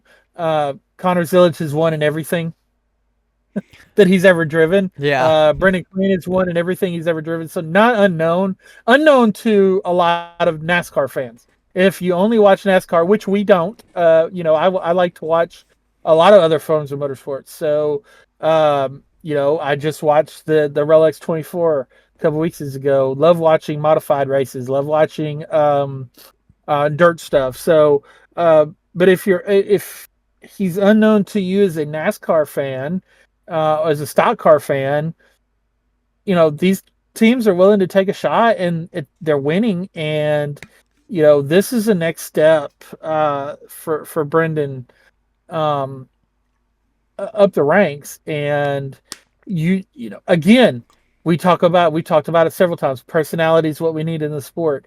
You are absolutely right. Who else is going to take the Chili's trophy to Waffle House? Yeah, good point. Very good point. And and somebody had mentioned this on X. Just imagine if you're the Chili's guy and you're seeing him talk about going to Waffle House at the race you're sponsoring, and I'm like, well, Waffle House is probably more in the race winnings budget than Chili's is, especially for the lower level like ARCA. I could see that very much being the case. But anyways, and they showed a picture. He was true to his word. They showed a picture later in the evening, and they took the trophy to Waffle House. So, kudos to them. Yeah. So, that was the ARCA race. About what is expected, but still a good ending for a good driver, I would say. And then later on in the evening, the Xfinity race. Yeah, I don't know where to go from here. Well, let's be honest. The Xfinity race was dominated by the person that we expected to dominate the Xfinity race, Austin Hill. Yep. And I think Austin Hill very much would have won this race had he not lost his rear end. Yeah. And then even after he lost all the rear end grease, and they showed the tire on TV, and you saw that. I mean, it was just covered in rear end grease. He still went out there and raced the car until they couldn't go anymore. Yep. But that was it was an Austin Hill race that we expected. I mean, hey, he's won 3 in a row. Yeah. Already at Daytona in February. So he was doing what we expect Austin Hill to do. When Austin Hill gets to the Cup Series, the Cup Series drivers, I don't care what team he's with. The Cup Series better, I don't care if he's with Wick Rail Racing. The Cup Series better be ready for Austin Hill to lead a lot of laps at Daytona and Talladega and win a lot of races. Yeah. Because he is a Dale Earnhardt, Tony Stewart, Dale Earnhardt Jr. talent on these types of tracks. And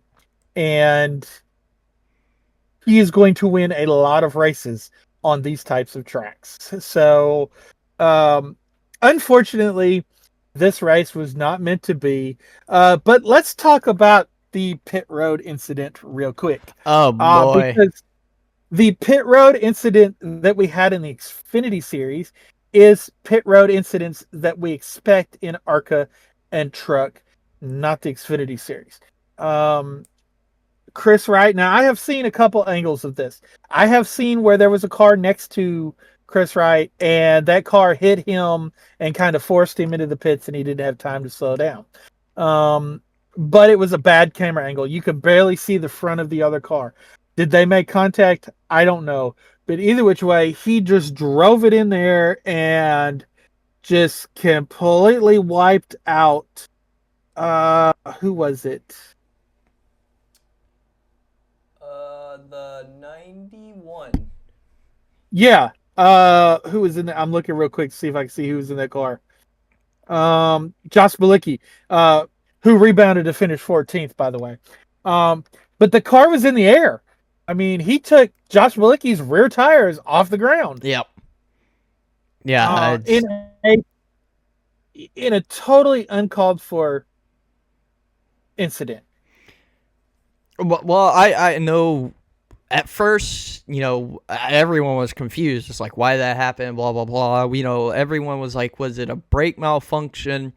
Did they just, not work? Did something happen? Or did he just miss the breaking point, but it's hard to miss the breaking point with something like that. And I know later in the interview it was, it's just he was like communication with the spotter, and I was like, and this comes after they had reported on the broadcast that he had no brakes. Right. So he had no brakes. I get it, but when he gets to the interview, instead of saying, "Hey, our brakes failed," he throws it on the spotter, which is a good way to show up at Atlanta without a spotter. Right. We already had this, and then, to throw it, they even asked him about, was it the brakes? And he was kind of like, no. And I was like, but it was? Like, so I feel like he's going to get some talking to this week by crew chief and spotter. And, I could see his spotter not wanting to pair with him anymore. Yeah. So he literally threw his spotter under the bus and then backed up over him. Yeah. I mean, and we've seen this before. We've seen drivers give interviews throwing their spotters under the bus, and the next week they show up with a different spotter. Yeah. Because that spotter quits. We've had, and you can go and you can listen to Door Bumper Clear. They've had spotters on there that have talked about that it got to a point to where they took their headset off in the middle of the race and told the crew chief, "You're going to have to send somebody up here because I'm done. Yeah. I'm not doing this anymore." And when you throw your spotter, when you throw your crew chief, we've seen drivers get fired because they've thrown their crew chief under the bus, or they've thrown their owner under the bus and said, "Look, if they would quit giving me cars that were junk, maybe I could race." And the next week you find out they have mutually. The statement always says they've mutually parted ways. We know it wasn't mutual. Maybe by the end of the shouting match in the team meeting that morning, it was mutual, because they're both like, the owner's like, "Well, you're out of here." The driver's like, "You're right, I'm out of here." That's the only mutual on that. But this, yeah, it's really bizarre. First off, that it happened the way it happened. Then the TV reported that the team, I don't know if it was the team manager or the crew chief or the car chief or whatever, said that their brakes failed. And then the driver comes out and he's like, "Oh no, this is all on my spotter." Yeah. So it's a very odd. If the 5 teams showed up with a different driver next week, I would not be surprised. If the 5 teams showed up with the same driver and a different spotter next week, I would not be surprised. Because not only did he throw his spotter under the bus with that, he also kind of threw whoever told the media it was the brakes under the bus. So there's some conflict there in our motorsports. I think our motorsports messed up a few years ago when they let Brett Moffitt go. Yeah. But I also think they messed up last year. And of course, now we don't know if it was Anthony Alfredo's decision to go or if it was their decision to go, for him to go. But either which way, our motorsports and their drivers, this driver in particular, is not making any friends on the racetrack, and apparently not making any friends on his team. Nope. And those are both very well needed to do anything in this sport. So he boo-booed there. So like you said, I would not be surprised if there was a new not crew chief, but a new spotter or a new driver. Either of those, I would not be surprised for that team. Yeah, I would be more surprised if there's not a change of some sort before they showed up at Atlanta on Friday. Yeah, I would also agree with that. But after that was really the only incident that was just unexpected, and then obviously the whole drama afterwards was just weird. But the race continued on. We saw some good racing. We had some crashes. Connor Zilic sadly got in a crash, and then we saw quite a few pileups, coming towards the end of the race. But RCR keeps their streak. Yep. Jesse Love. One, Austin Hill gets out of the race for a mechanical issue, and then what happens The 2 car just goes up there and takes the lead. That's pretty much exactly what happened. So, Um, but hey, shout out to Sam Mayer, and Sheldon Creed in the Haas Factory team's cars. Um, they were up there. They were working well together as teammates. They were working really well with Ryan Sieg in another Ford. Um, Tanner Gray was up there working really well with his teammates as well. Not a big surprise that even Harrison Burton was working really well with the Fords. Not a big surprise that the JRM cars were working really well together until they weren't. yeah, till most of them were gone. Well, it really started when Carson Quaffle kind of got forced below Justin Allgaier. Justin kind of left the bottom open a little bit, and Carson was kind of pushed in that spot. He had a choice. He could either go into the back of his teammate Justin Allgaier, which probably would have wrecked Allgaier, which probably would have wrecked the field, or go underneath him. But that put Justin in a bad spot that kind of set off a chain of events that led to one wreck that ended up, of course, yellows breed yellows, which we see oftentimes in the Xfinity series. But Jesse got a win last year at Talladega after leading a lot of laps at Daytona and Atlanta.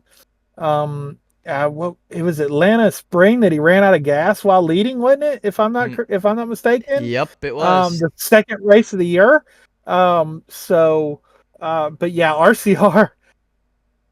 This is another guy. You put him in Austin Hill's category as well. When he gets to the Cup Series, he's going to win on the super speedways like this. He's going to be a threat each and every race. Absolutely. I would definitely agree with that. So RCR definitely has their Xfinity team is stacked. I would say, both very championship eligible drivers, super speedway, experts pretty much, especially Austin Hill. Jesse Love gets it. RCR keeps the, streak alive with winning, the opener at Daytona. Sucks Austin Hill was taken out mechanically, but you saw in his interview he was a good sport about it. He's like, there's nothing you can do about this, it happens. But then Jesse Love wins, and they asked him, what'd you think about your teammate being taken out? And he is like, I just kept racing pretty much, to kind of defend what he had he was doing throughout the race, and he did just that. So props to him. One of the drivers you like to see up front, and win especially. So yeah, good kid. But again, the Haas Factory team, impressive. Sheldon Creed looked like he might get that first Xfinity win. Another shout out to Haas Factory. The first race, completely new name. Probably some new guys in the garage, new guys at the shop, especially with Creed and his who's the other guy? I forgot. Sam Mayer.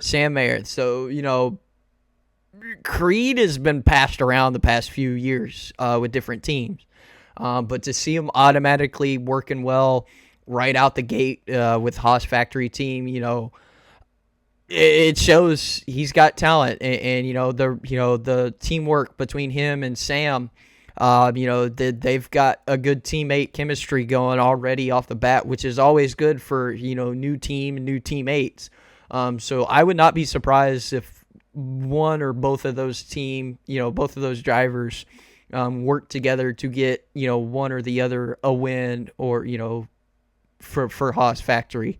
I see Haas Factory as a Xfinity team being a maybe not top tier, but they'll definitely be there at the end of the season racing for a championship with their drivers. So yeah, for sure. Even with all the changes over there on the Xfinity side, they're still going to be a team to contend with. Absolutely. For sure. So we got Jesse Love winning. Sam Mayer finished second. Sheldon Creed finished third. Carson Quaffle impressive with JRM in fourth. Taylor Gray, impressive with JGR in fifth. One of the only Toyotas really to survive the chaos Yeah. of the race. Harrison Burton in his return to the Xfinity Series finishes sixth.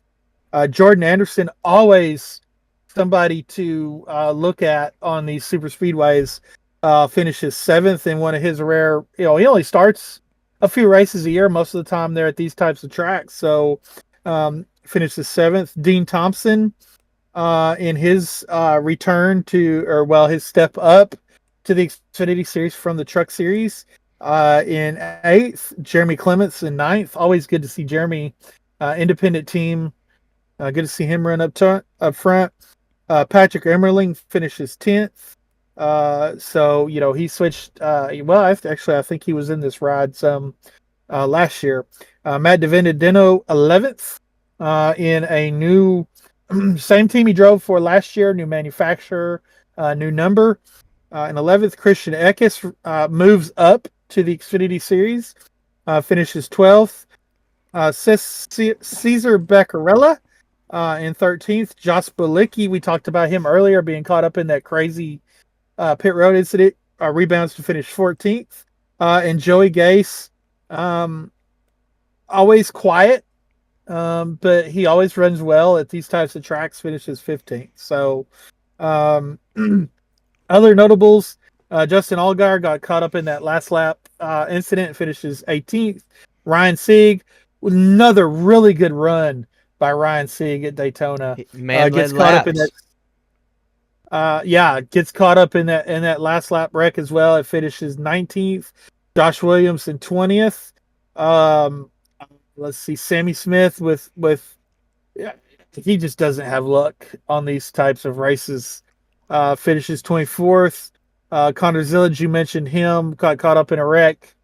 Finishes 27th. William Sawalitz, we talked about him a little bit.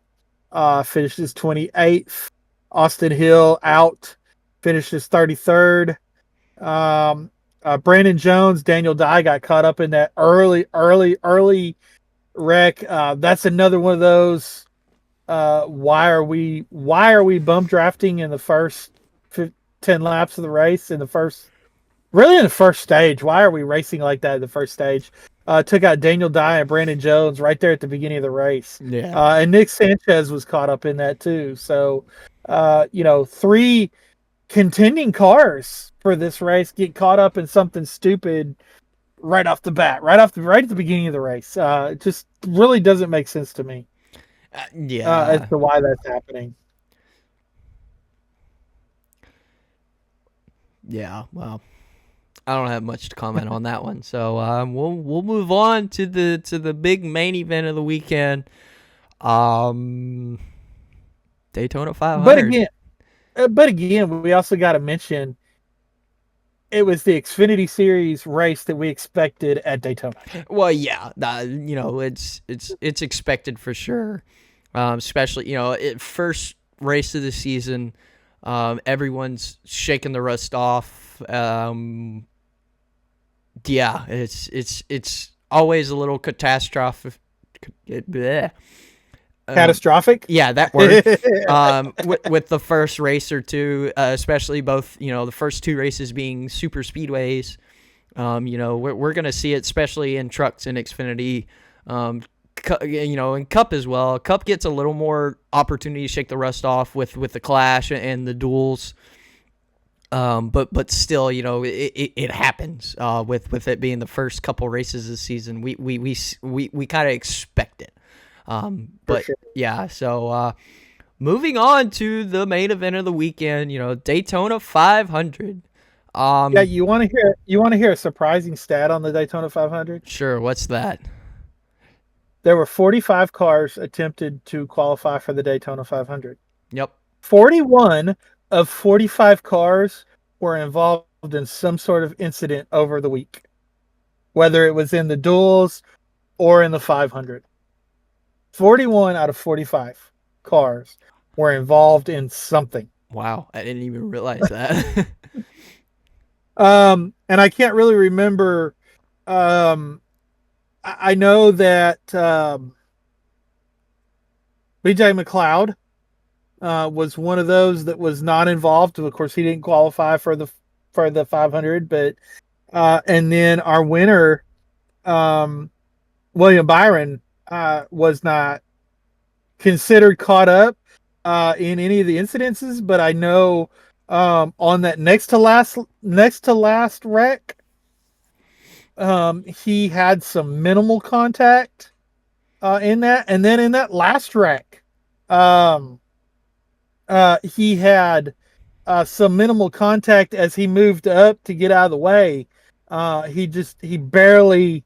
It wasn't anything to cause any kind of damage, but either which way, I mean, this is not what you want to see. This is not a stat you want to hear coming out of your race, that you had 45 cars there for the weekend and 41 of those 45 were involved in some sort of on-track incident. That's not a stat that you want. Yeah, I would agree. I mean, there was a lot, 40, as you said, 45 cars. 41 were in the 500.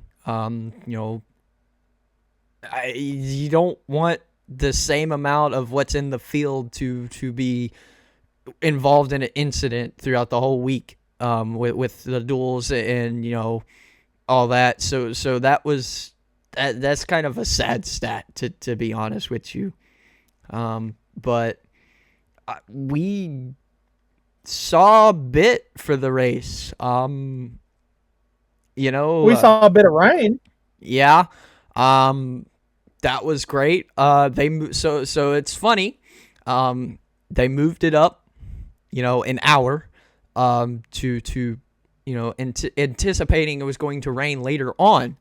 However, we get 10 laps in and it's sprinkling on turn 2.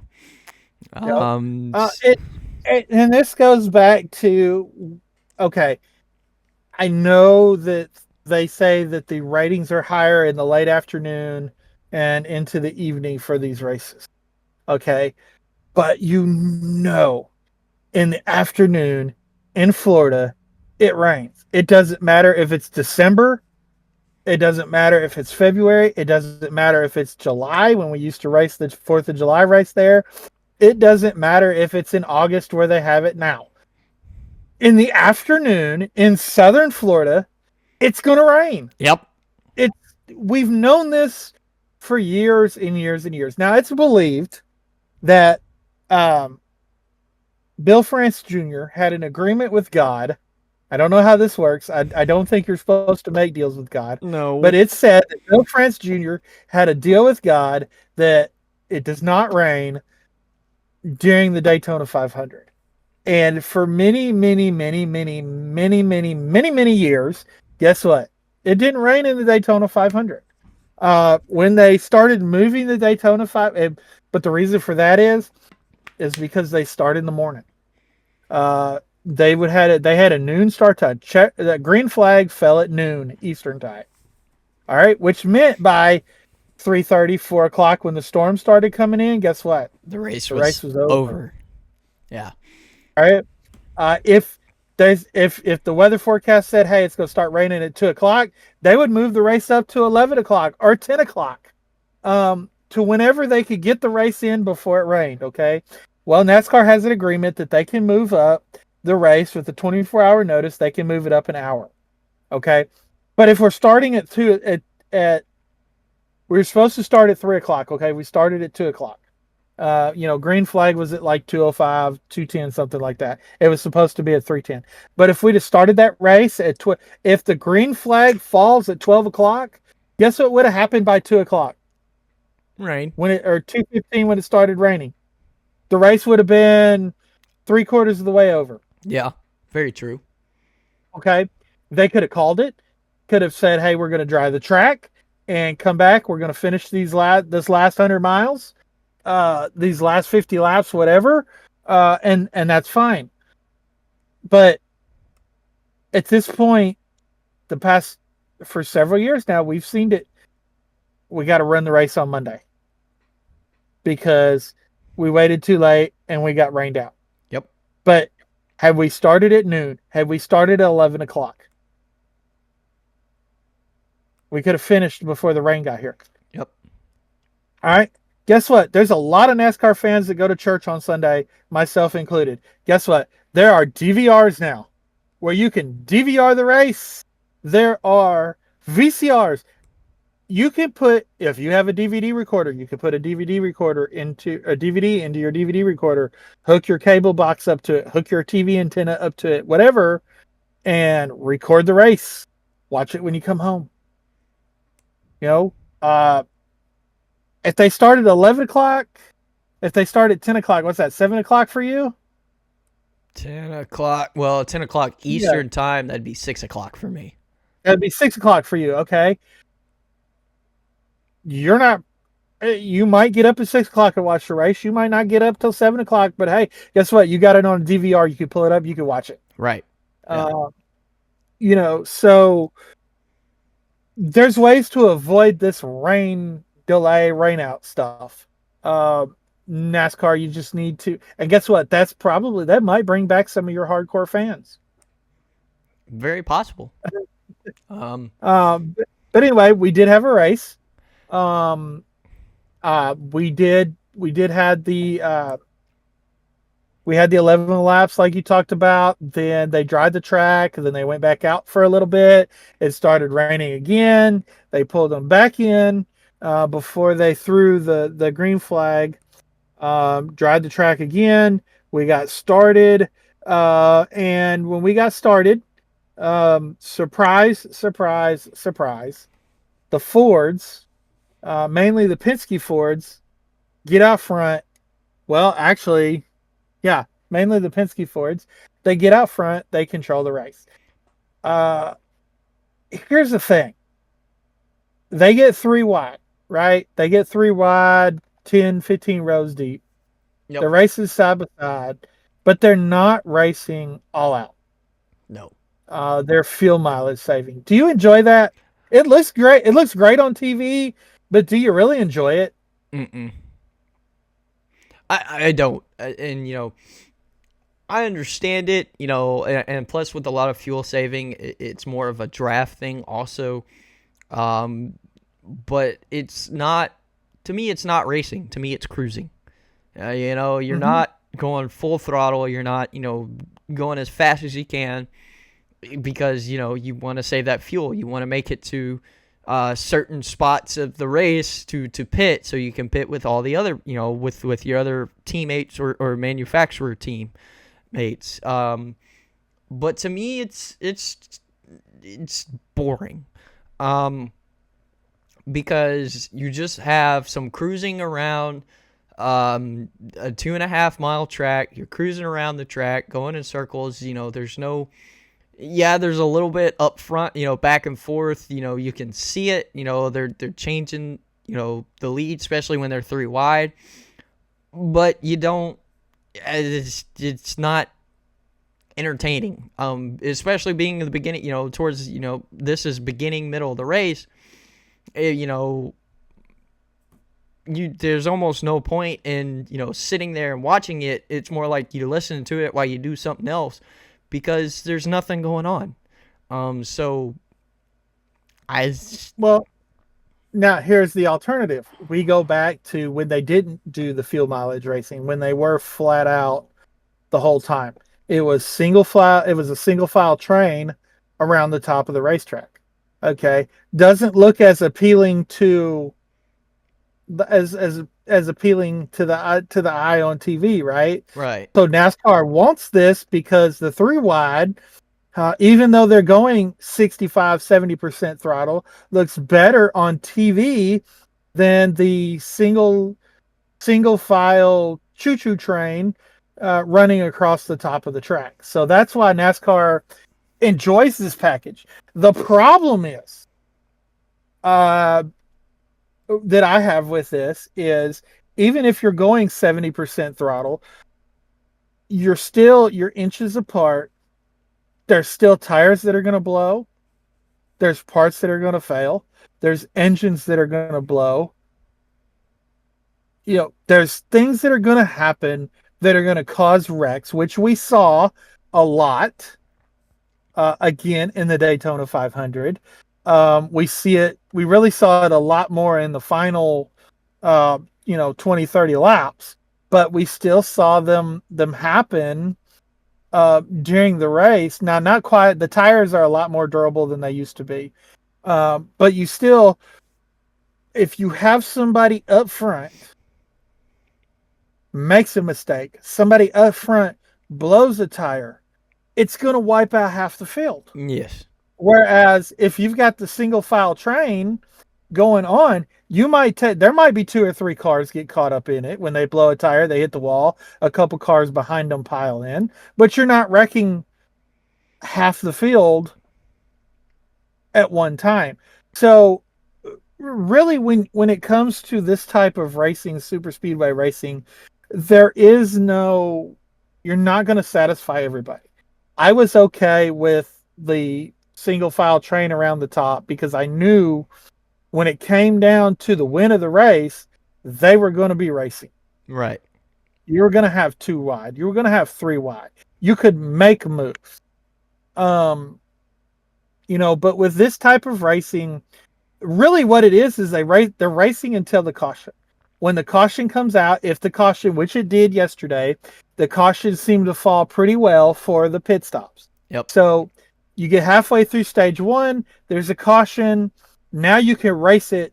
You can race it out to the end. Okay. And that's what they did.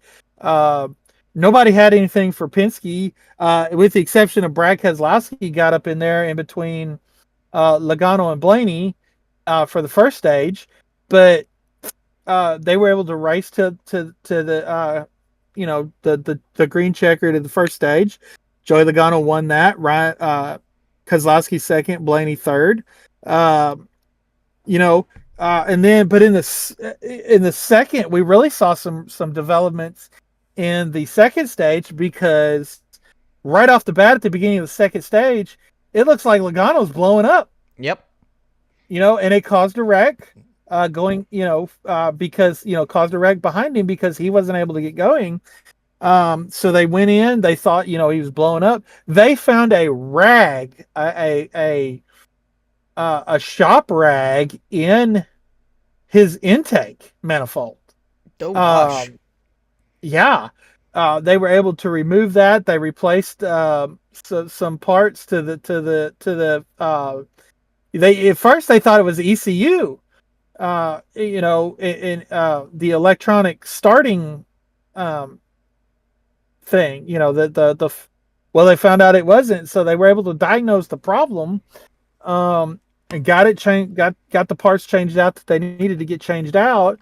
And he got back in the race, and he gets stage points in the second stage. Yep. So from the beginning of the stage to the end of they were able to change these parts out, keep him on the lead lap.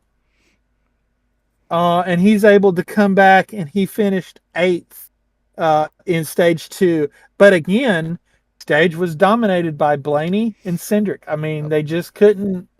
When it came down to the teams being able to put full throttle, not fuel saving, but race full throttle, you just couldn't. The Penske guys were able to put it together and go out and dominate. I mean, they were Austin Hilling the Cup race with Penske. Absolutely. Which is what they've done the past several years. Well, I mean, yeah, nothing new there, but like you said, Blaney stage 2. Then there's a little more. I wouldn't say more racing, but there was more moving around, more shuffling. And we see quite a few there towards the end of the race. We see quite a few cautions. Yeah. Well, but here's my question. Okay, Penske has done this for several years, and we've seen them do it. They talk about it. They get on podcasts and they talk about it. They get on TV and they talk about, hey, we are a 3-car team that works together as one on these tracks. Why are the other teams not doing that? I mean, they find each other. They will leave other cars.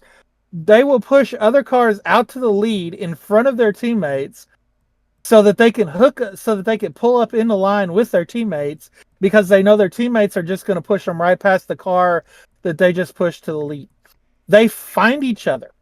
Why haven't these other teams figured this out yet? It's not a secret. They're not keeping it a secret. No. The Hendrick drivers should be finding each other. The Joe Gibbs racing drivers should be finding each other. But for some reason, they don't seem to be able to do it like these Penske's guys do it. Well, I mean, I really don't know how to explain that. I mean, that's a really good question. I would say, for some of the teams, it's harder to find each other because you're so spread out. But they don't qualify together either. They work their way to each other. Right. And so that's another thing. It's Penske finds a way. Why is nobody else finding a way? There's really no right answer to this, because it's obviously it's doable. Penske does it every single time. So why is nobody else doing it? Why is no other team talking about doing it? And then brags about it. That's what gets me, is they brag about it. Well, these other teams know exactly what's coming, and they don't do anything to stop it. Right. And so it's like, okay, this is on you guys. Penske knows what they're doing. They have a game plan for, every single super speedway. Find each other and go. Why is nobody else answering to this? Why is nobody else finding each other? Why is nobody working as a team? That's part of the point of having teammates, is so you can work together on these bigger tracks where you're going to need each other's assistance. Penske figured that out a long time ago. Well, what are the other teams doing that still has the question mark above their head? Anyways, I can't complain too much. Joey Logano got wrecked out. So it kind of braked up. Well, and that kind of goes with that point. In order to break these guys up, you've got to do something drastic. Okay, what did we see happen? We saw Ricky Stenhouse Jr. do something drastic. He made his way to the front. Who was it that he pushed to the front? He pushed. Who did he push? That's a great question. Hold on, let me see if I can find here. I don't know why. I had it on my mind, and it just kind of... It was Corey LaJoie. Yeah, that's right. It was Corey. So he pushes Corey to the front, and I'm sitting there on the couch, and I'm watching this, and I look over at your mom, and I'm like, these two are going to cause a wreck. Not a half a lap later do we see Ricky Stenhouse come down, and I know a lot of people want to throw the blame on Joey Logano here. Joey Logano was going through an open hole. His car could fit in that hole. It was a bad block by Stenhouse. Okay, which we see out of these types of racing all the time. We see bad blocks. Okay. But part of the reason for these bad blocks is just what we were talking about. The Penske cars get together. The only way to beat them is to do something crazy like Stenhouse did, to throw a block and hope it works. Okay? Right. But the problem is they never work. Well, we see this year in and year out at these tracks. They never work. My thing is, yes, I would say most of the fault is on Stenhouse. He threw the late block. However, Logano didn't help none. He stayed out. He did not back out. He still tried to go through the hole that was originally there, yes, but then it was no longer there. And he was still gassing it. And I've got the post NASCAR has two sides.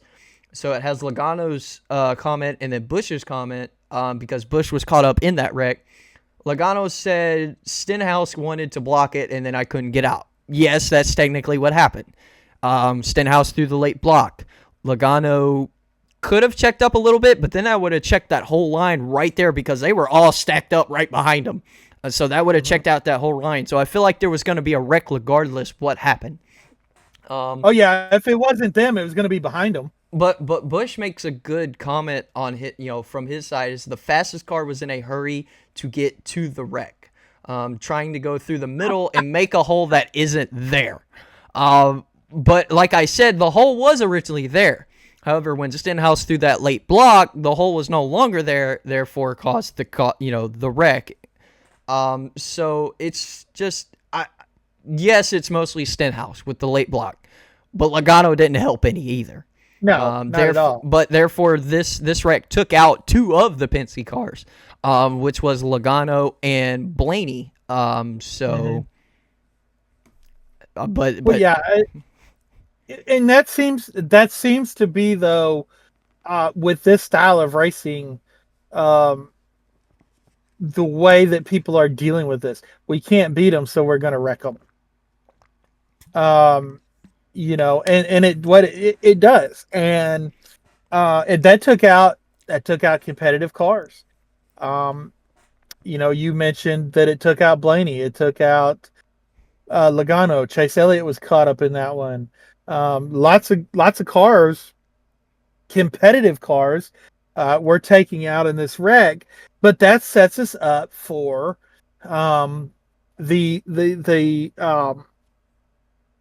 that was the wreck right before the green, white, checkered, wasn't it? So there was another wreck. There was actually, was that one it? No, that one is not it. Because there's still the other wreck, because where LaJoie got in the back of the 20 car and wrecked the field.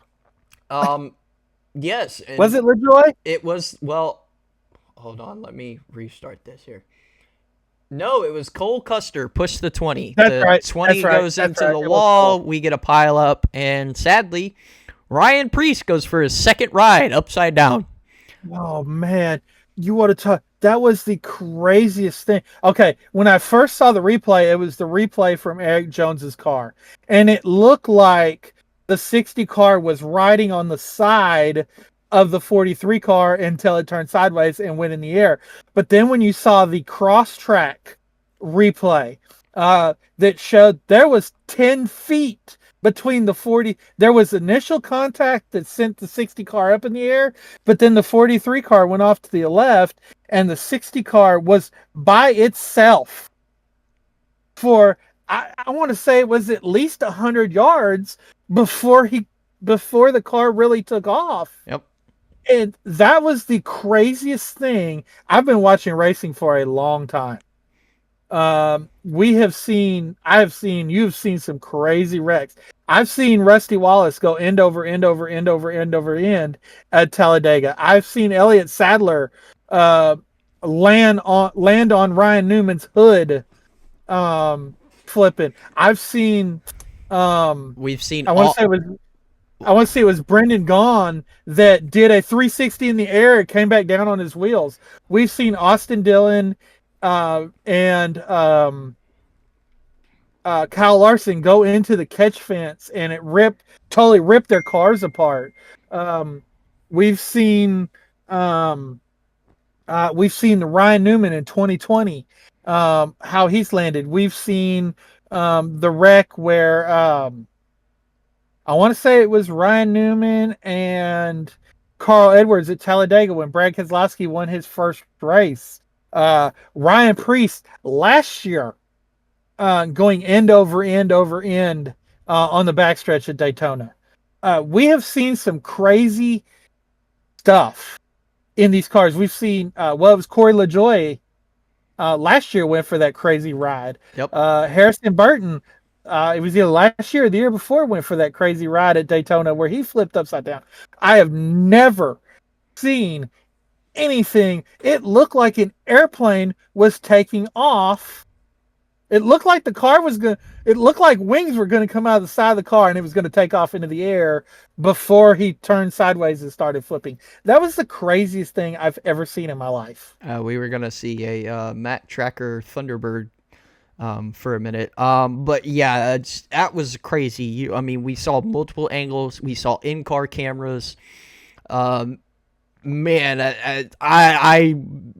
felt forever waiting for seeing the window net to come down, because that just yes, we've seen him in a crash, but man, something like this, flying up and just hard hit right down, on your head.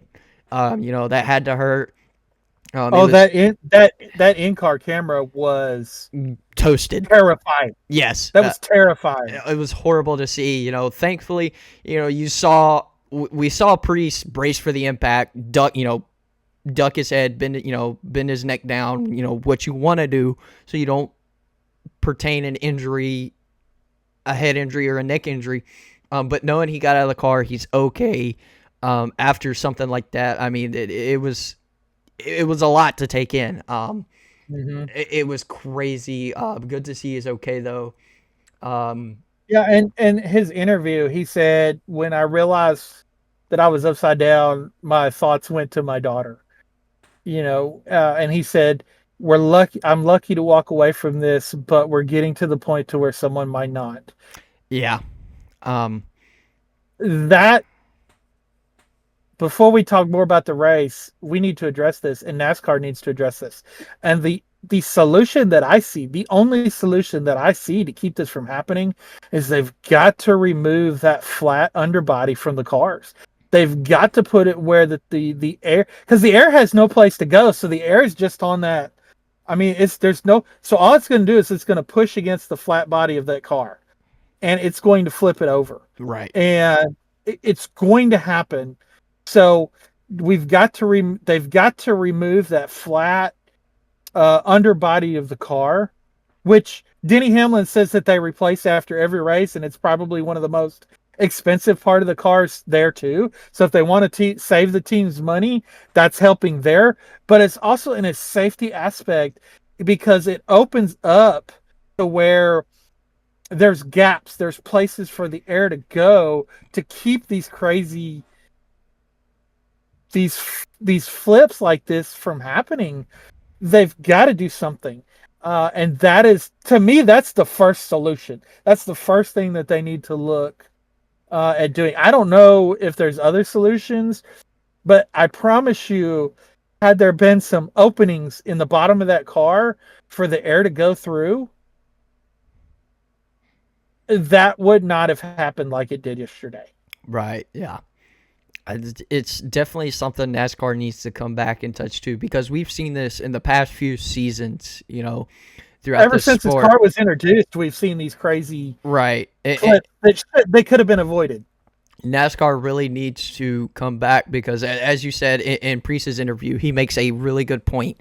It's getting crazy enough where this could be something that takes somebody out, and nobody wants to see that at all. No. And we've seen injuries from this car. I mean, Kurt Busch had to retire from a rear impact for this car. Yep. We've seen other concussions and injuries that, were not career ending, but a crash like what we saw yesterday could have been career ending. It could have been, yeah, absolutely. It could have it could have been life ending, but it also could have been career ending. Had he went through that catch fence, had he caught that catch fence, who knows what would have happened? I mean, he was very fortunate. He caught the wall at just the right angle that it was able to set the car back down into the racetrack. But had he caught that catch fence at the wrong angle, he'd already had a scary impact. That just would have made it that much worse. Yeah. So, and I'm not an engineer. I've studied science. I've studied this kind of stuff. I am not an engineer, but it seems plain as day that if you take a flat surface away, it's going to help. Right. Absolutely. So like I said, NASCAR needs to come back to this and reconsider what they've got. I doubt we're going to see anything soon, but hopefully they are, because I feel like they're more focused on the lawsuit of things. So sadly, I don't think they're paying a lot of attention to stuff like this. But hopefully very soon they're like, okay, let's fix some of these safety concerns because this is getting out of hand, and we need to make the whole reason for this car was made was safety. And now we're starting to see a lot of those things that was maybe not considered or maybe they thought was okay is now a concern. And so we need to retouch on this and make some adjustments or change the car. Well, I don't see them changing the car, but make some adjustments to the car to make these concerns go away and the safety, come back into place. So for sure. So that leads us to that last green-white checkered, with Austin Cindric and Denny Hamlin starting out front, which, Denny was going for his 4th Daytona 500. Austin Cindric going for his 2nd. Would have been the fastest driver in history outside of, I believe, Richard Petty to get his first 2 Daytona 500s in such a short time span in his career, from the time he was a rookie to the time he won his first to the time he won his 2nd, from when he was a rookie, so to speak. So because there are some back-to-back winners, but they hadn't won their first one, and their second one came farther apart than what Austin's would have. Yeah.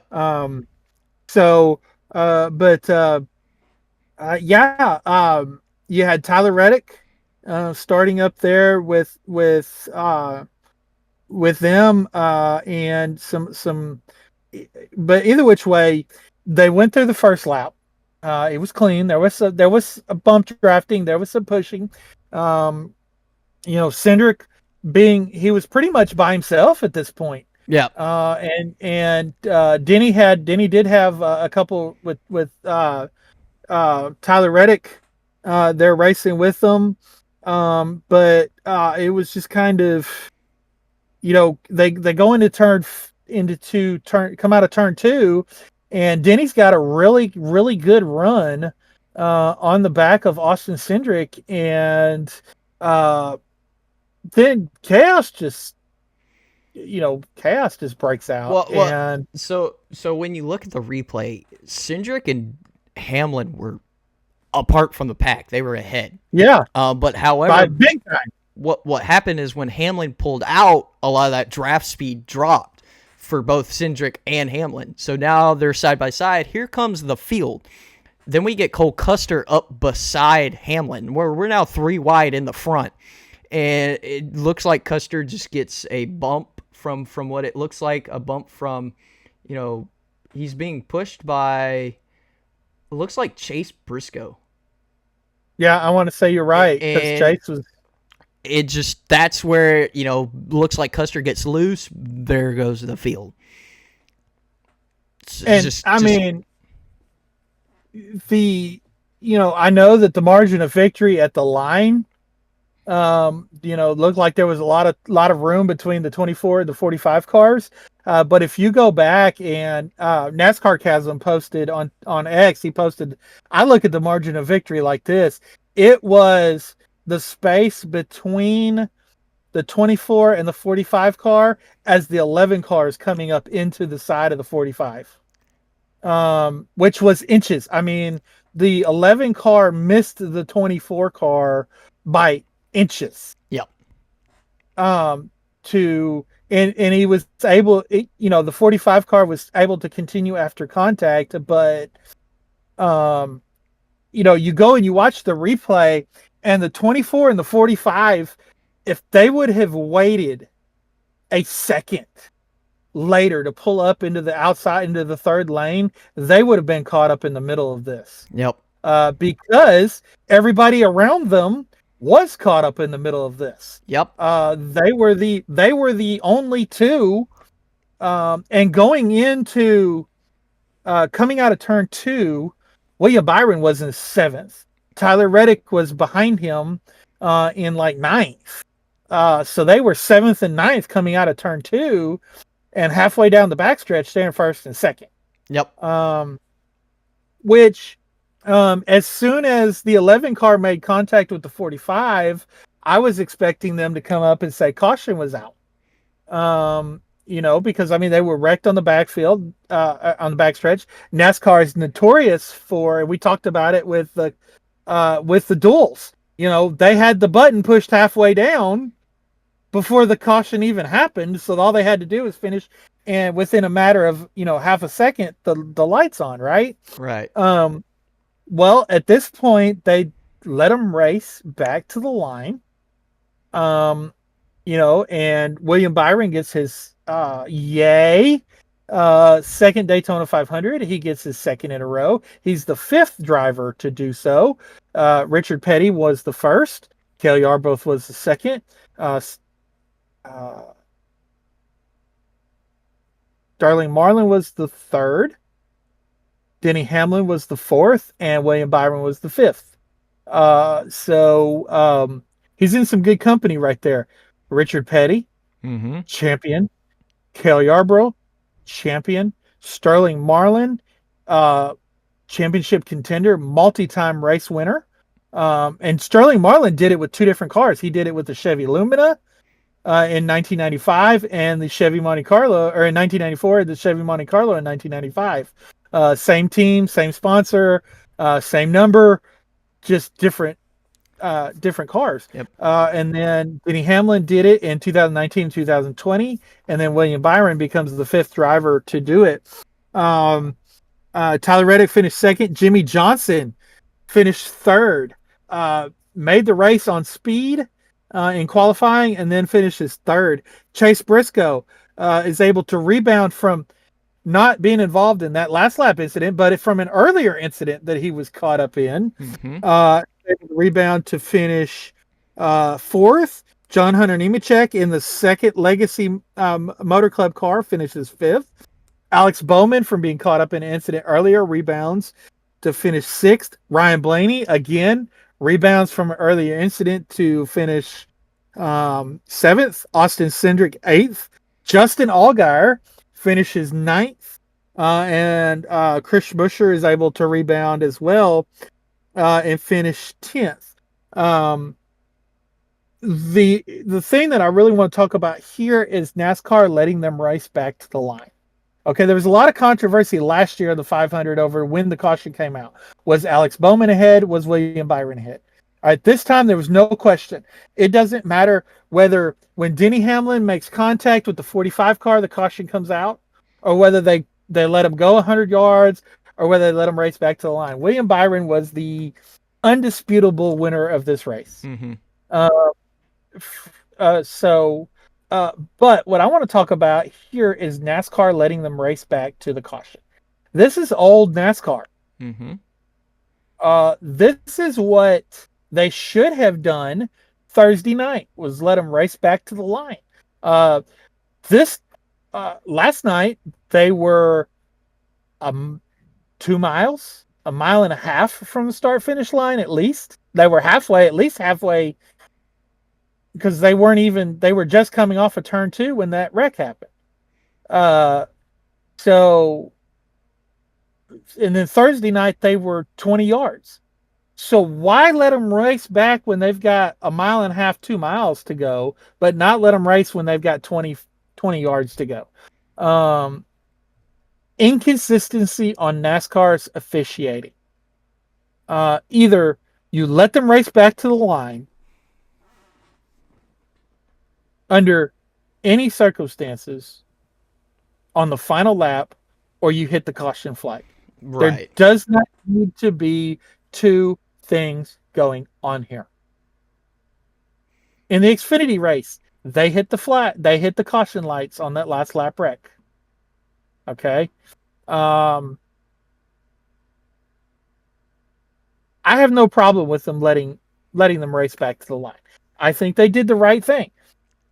Had William Byron's car fell apart going into turn 4 and Tyler Reddick passed him, okay, that's what happened. But they need to make up their mind what they're going to do. They need to be consistent. Either you hit the button immediately, or you let them race back to the line on the last. Now, I'm not talking about during the race. I'm talking about on the last lap. Either you hit the button immediately, or you let them race back to the line. One or the other. You can't do both. We've Right. seen both just in the Cup Series this weekend. Right. I mean, we've seen where NASCAR, officiating has always been different every single time. So it's there's no reason to be different though. Do one or the other. It's not that hard. Um, in my opinion, I would say let them race back to the line, but we've seen multiple times where they throw it as soon as the car's you know about to be sideways. It's not even fully sideways yet, and they've thrown the caution. So it's not good seeing two different things within the same weekend, especially because then it's like, okay, NASCAR, you're inconsistent. You're not making up your mind. Which one is it? You need to decide which one it is and stick to it. There's no excuse there. But yeah, that's about my 2 cents for that. But I, as we said, we went through the top 10. Dude, Justin Allgaier, 9th place, top 10 junior motorsports for their first ever Cup debut. Man, that's got to be huge for them. Well, yeah, for sure. I saw an interview with Dale Jr. last night that they did as the team was breaking down the car, getting ready to load it back on the trailer, and look, he said, this is where we need to be, but he says we need to be in the Cup Series. We want to be in the Cup Series, but we need somebody to come alongside us to partner to help us to be able to financially get into the Cup Series. They've proven in the Xfinity Series that they are a threat every year to the championship. Absolutely. Having won 4 championships in the Xfinity Series, but every year, it seems like every year they've got a car in the championship 4. Going all the way back to 2013, 2014 when Chase Elliott started driving for them. When they started feeling full-time teams, really. So I would love to see Junior Motorsports in the Cup Series, and I believe Junior Motorsports would because Junior is very, very outspoken about it, that if they do go in the Cup Series, they will put a competitive car on the track. They're not going to put a 30th place car on the track. Right. I don't believe they would. And what they did this weekend absolutely proved that they could do it, because Junior said, look, we had guys on this team that volunteered. We've had guys on this team that have been off the road for years that said, hey, let's do this. You're doing this. I want to be part of it. And they're in the garage and they're changing tires on pit road, and they're pitting the car. And these, like I said, these are guys that have been off the road for years. They haven't jacked a car in, 20 years. He had some people that were on this team that were with him back when he was driving the Bud car for DEI. Greg Ives, he's a crew chief. He's been off the road for a few years. He's been working in the shop over at Junior Motorsports and at Hendrick Motorsports. But to see them have the success and to see the enjoyment that Dale Earnhardt Jr. and Kelly Earnhardt Miller got out of this weekend, and even Justin Allgaier, just to see the joy on their faces. On Thursday, and then to see the joy on their faces yesterday absolutely shows you where Dale Jr.'s heart is at, and that he deserves to be there. And I would like to see him there on a full-time basis, even if it meant that they had to scale down to 2 Xfinity teams, which would basically be shutting down 2 full-time teams and his part-time team. To have one car in the Cup Series full-time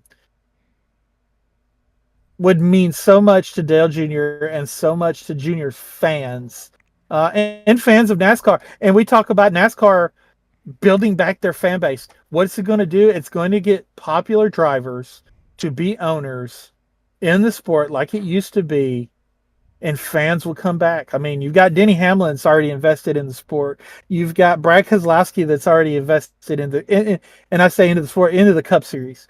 You've got Austin Dillon that's eventually going to take over Richard Childress. You got Jeff Gordon who's going to eventually take over Hendrick Motorsports. You got Jimmy Johnson now that's a majority. He's a majority owner over at Legacy Motorsports. That's going to bring fans back into the sport. That's going to bring new fans into the sport. And Dale Jr. as a full-time Cup Series owner is nothing but positives for the sport of NASCAR. Absolutely. I mean, everything you just said is I agree with. We want to see, it's not just a want, but we need to see Junior Motorsports full-time in Cup Series. This is something I know me and you have talked on a personal basis multiple times, saying we want Junior Motorsports to have a Cup car in Cup Series full-time. We've talked about this multiple times. We've been anticipating it, and now we finally see it happen. Not full-time, but we see an entry from Junior Motorsports, completely built by, their team and their guys, and put on the track with them, and they race their way into the 500. They're there. Yeah, they were kind of towards the middle of the pack most of the race, but they're there at the end where it counts, earning a top 10. I want to see. This was extremely special to me. I want to see this every weekend. I don't want to just see it at the 500 or maybe even the 600. The two big races of the season. I want to see it every week. That doesn't only give me a new, driver to root for, but it gives me a team to root for, a team I've been rooting for since I've became a fan of NASCAR, which is a whole reason why, I'm also a Chase Elliott and William Byron fans. They started with Junior Motorsports. Junior Motorsports built with these drivers. Junior Motorsports is still building. Junior Motorsports is a championship contender, holds multiple championships itself in Xfinity. I want to see them step up in the Cup. I want to see them, fight for a championship there towards the end. Now I know this won't, that won't happen in the first year or two probably, of this, of their team being in Cup. But I know it would get there. I know, we've seen the emotions from Kelly and Dale Jr. How happy and excited they were to be. To where they fit, to be involved in the 500, at first, but then to see where they finished was even more, exciting and emotional for them. You see the fight they've put up to get there, but they just need a little help. And I'm really hoping now that a lot of fans and hopefully other sponsors and maybe, team owners and all that have seen what they can do on the track. I'm hoping somebody will come out and say, we want to help you. I just remember the announcement. We're going to try for the Daytona 500. Man, the amount of reactions and excitement everyone had, myself and you included, was huge. I say that diecast will be on the top 10 list at the end of the year. Absolutely. I'm not a fan, I'm not a big fan of the paint scheme, but it still looks good, but I'm just not a big fan of it because it's me. But it being a Junior Motorsports Cup debut Daytona 500 car, it's going to sell. I saw a video of Dale Jr. get one. He got one for his collection. He said that he just recently kind of started a diecast collection himself, but he was afraid to get one before being in the 500 because he kind of viewed it as a bad omen if he did. But then after they qualified and were in, you saw him go get one, and just the excitement just from that, from just a piece of metal with some plastic put on. Just the excitement he saw it, man. We want to see this every week. We want to see different sponsors, different paint schemes on a Junior Motorsports Cup car. It would make the fan base go crazy. And I myself would love to see it. I know you would, and I know millions. Well, maybe not millions, but thousands and thousands of fans. Millions. It would be in the millions. All right, there you go. Millions of fans would love to see this. Sure. So for sure, I tell you what, if Junior was some way somehow able to hire a Joey Logano, that's the only way I could ever be a fan of Joey Logano.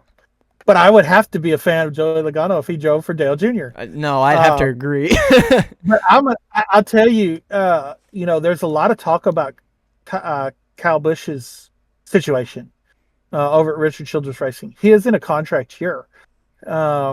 Him and Dale Jr., since Dale Jr. has retired, have built a friendship. If Dale Jr. did want to go and was able to get the partners and the sponsors to go full time, I could very easily see Kyle Busch driving a Junior Motorsports car full time. If Junior's able to put it together for 2026, I could really see him signing a Kyle Busch, a championship driver, to be able to. And no, Kyle's not going to stay forever. I mean, Kyle's probably on his when he signs this year with whoever he signs with, if it's a multi-year contract, it's probably his next to last contract, just considering his age and stuff like that. But I could see he could go and run 6 years at a Junior Motorsports and turn them into a championship caliber team, to where they could probably expand and add another car, and then bring up some of their own drivers like a Carson Quapple or of course, Connor Zillage is tied to Trackhouse, but Trackhouse right now they're full. So let's say they re-sign Suarez, which I believe is probably not going to happen. Just from everything that came out this weekend, they're probably going to put Zillage in that car in the next year or so. But either which way, Dale Jr. has been. You mentioned a couple of his drivers. You mentioned William Byron and Chase Briscoe. Other drivers, Brad Keselowski's come up through that series. Tyler Reddick came up through Junior Motorsports.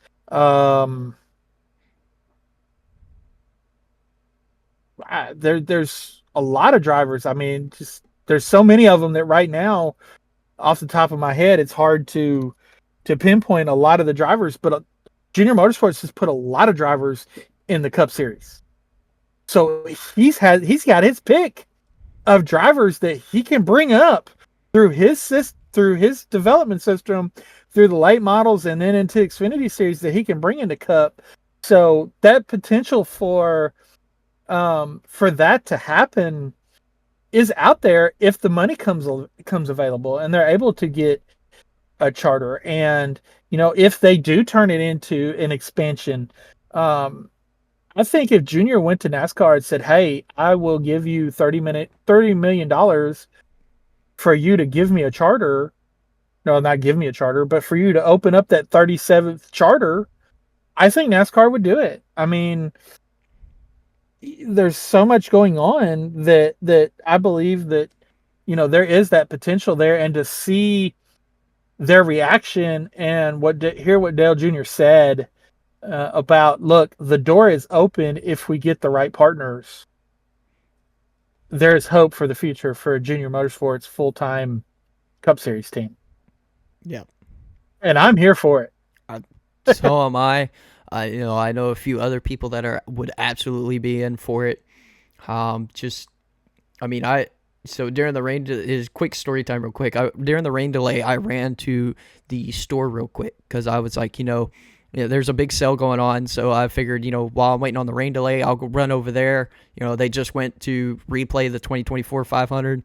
So I was like, I'll run over there, check out the sale, blah, blah, blah. And I ran to one of the guys I know who's a big NASCAR fan as well. And he was, same thing with him. He's like, I just figured I'd come run to the store for a couple things real quick.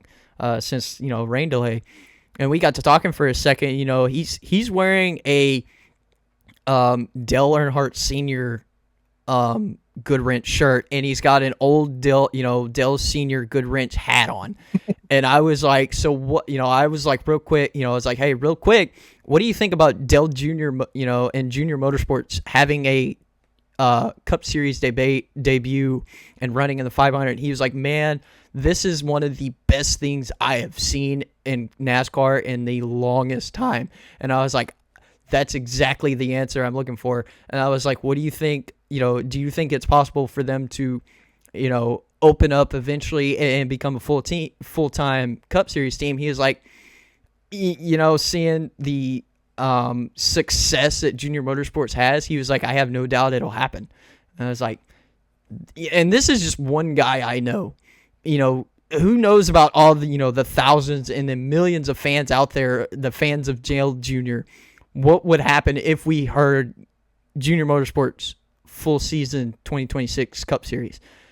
Just the reactions we would see would be phenomenal.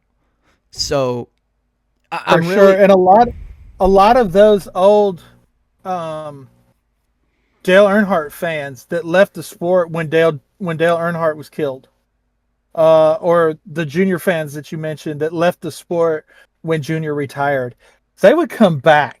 absolutely. I mean, some of them have been gone for over 20 years, but they would come back for a Junior Motorsports full-time entry.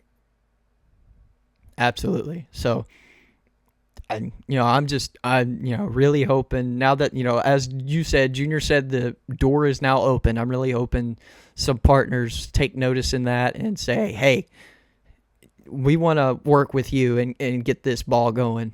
Because you started it all by yourself with your own team. We want to help you keep it going and get you in there. So, big moment for Junior Motorsports for sure. So moving on, let's talk about the race winner for a minute. William Byron, another one of those. He wins it, right place at the right time, just like last year. Even though last year was a little questionable for a little bit. Man, he goes back to back. And he has now replaced Jeff Gordon as the youngest two-time Daytona 500 champion. What are your thoughts on that? Well, I mean, I know what your thoughts are. You look behind me, I've got the flag from last year's Daytona 500. Obviously, this is something, we mentioned he's the fifth driver to do this. And I mentioned some big names: Richard Petty, Cale Yarborough, Sterling Marlin, Denny Hamlin, William Byron. These are not just people. Derek Cope won a race in 1990. Okay. Jeff Gordon has multiple Daytona 500 wins, none of them back to back. Dale Jarrett, multiple Daytona 500 wins, not back to back. Dale Earnhardt Jr.'s Daytona 500 wins were 10 years apart. Mm-hmm. Okay. I mentioned Denny Hamlin. He's won 3 Daytona 500s. 2 of them, he was able to pull off the back-to-back. Kevin Harvick won 1 Daytona 500. Jimmy Johnson, I think he won 2 Daytona 500s. They were not back-to-back. Dale Earnhardt Sr., he won 1 Daytona 500. Davey Allison, 1 Daytona 500. Bill Elliott, 2 Daytona 500s, not back to back. Some of the best drivers in the history of Daytona have either not won the Daytona 500, they've never won it back to back, or they've only won it one time. Tony Stewart never won the Daytona 500. Rusty Wallace never won the Daytona 500. Mark Martin never won the Daytona 500. All right? Awesome drivers that never won the Daytona 500. William Byron now has won back-to-back Daytona 500s. But the great thing about William Byron is the same thing that makes the other drivers that we've talked about great. He doesn't just win at Daytona. He's won at Atlanta. He's won at Coda. He's won at Watkins Glen. He's won at Martinsville. He's won at Homestead. He's won at Phoenix. He's won at Texas. Okay? The great drivers don't just win at Daytona.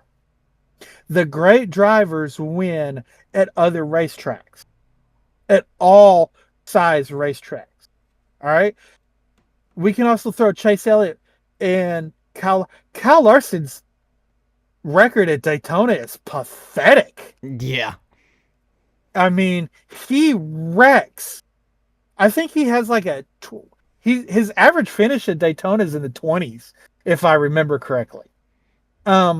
Great. I mean, Kyle Larson wins in everything he gets in. Kyle Larson wins at every racetrack he races on, with the exception of the super speedways, like Daytona and Talladega and Atlanta. Okay? So I really wish you people would stop. I don't know how many messages they need to send me about the inclement weather from the schools, but my phone is just going absolutely nuts with, I think every school in the school district has called to let us know that they're watching the weather. They're not saying we're closed. They're saying we're watching the weather. But any which way. So if you hear beeps, so you hear me look down at my phone, that's what's going on. But I have to, he's got 14 wins to his career. I mentioned all the different tracks that he's won on. He's been in the championship for the last 2 years in a row. Okay. William Byron. Yes, I'm a little biased because he is my favorite driver. But William Byron can fit along in with a Kyle Larson as a generational talent. And, you know, I heard last night, because William is my favorite driver, I listened to his crew chiefs interviews. I listened to his spotters interviews. I listened to Rick Hendrick's interview this morning. I've listened to Jeff Gordon's interview. I've listened to William's interview. And all of the people around William Byron call him, you know, they all said, look, you've got to be there to be able to win. William takes care of his car. He doesn't put himself in stupid positions like Ricky Stenhouse did, like Joey Logano did, like Cole Custer did, you know, or you know, he doesn't put himself in those. Sometimes he does get caught up in wrecks, but he doesn't put himself in those positions to where he's pushing beyond his ability. He's pushing the limits beyond his ability. So, has William Byron won a championship yet? No. If we were under the old system, he would have won the 2023 championship. Mm-hmm. If we were under the chase system that we had from 2004 to 2013, he would have won a championship. I believe it was a 2023 championship. No. He would have won last year's championship under the chase system. So, will William Byron win a championship? Absolutely. Especially, there is talk about them rotating the championship race. There is talk about them going to a 3-race championship final round. You know, there's talk about changes the playoffs. We don't know what they're going to do, but they're talking about it. You put William Byron in a 3-race playoff round, he's going to win multiple championships. Absolutely. You move the championship race around to different tracks. You go back to Homestead. You go to Texas. You go to Charlotte for the championship. You go to, please don't go to Daytona or Talladega or Atlanta. That would just be stupid. Yep. Okay. But you go to a 1.5 miles. You go to a road course. I don't go to a road course for a championship race. That's stupid. But wherever you go, including Phoenix, he's won at Phoenix before. Mm-hmm. But you go to any track on the circuit, William Byron is going to be a threat to win the championship. Absolutely. So William Byron is going to be a championship. He's going to win championships. I believe he's going to win multiple championships. They figured out the past couple of years how to lose them. They barely squeaked into the championship for the past couple of years. We talked about in our pre-show that we believe that come the end of the year, William Byron is going to be close to unbeatable. You get to those last 5-6 races of the season, William Byron's going to be up front every week. He's going to be, I believe this year, he's going to do what Ryan Blaney's done the past couple of years. You may not hear much about him until he gets to the playoffs, but in the playoffs, he's going to turn it up. Jimmie Johnson used to do that. I mean, he would win 1 or 2 races throughout the regular season, and then they'd get to the back when they had the chase, they would get to the chase, and Jimmie Johnson just turned it up. I mean, they had something that they saved for that. I believe that's what you're going to see from William Byron this year and for the years to come. If you are writing William Byron off, you're making a big mistake. And 2 Daytona 500s back to back, yes, there's a lot of luck involved in that, but there's some skill in there too, because he does not put himself in positions to be caught up in stupid stuff.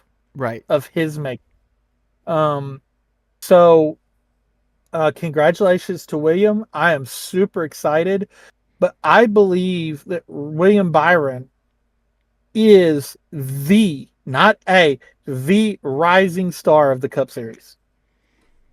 No, I can completely agree with that. I mean, the past few years we've seen him kind of take from, a seat in the series to a multi-time winner. And a championship contender, multiple times as well. So I would definitely agree. Rising star, we're going to see him win a championship. But definitely, if changes to the playoffs, we could see multiple, no questions asked, multiple championships. My thoughts on, it's not really a thought. It's I have a question. Okay, we talked about it in our preview race episode, preview season. We said we think William is going to come off warm, and then, as you said, when the playoffs approach, go to burning hot because we've seen him start off hot and then fall off during the summer. Do you think winning the 500 for, not just a second time, but back to back, do you think that's going to affect this strategy or mindset that we think the 24 team has? Absolutely not, because here's the thing. Okay. We'll just go ahead and call it. He is locked into the playoffs. Right. Okay. Even if we have 17 winners this year, the way they run, even if they don't win another race, the way they run, they are locked into the playoffs. This win pretty much locks them into the playoffs because we know points wise they're going to be fine. Okay.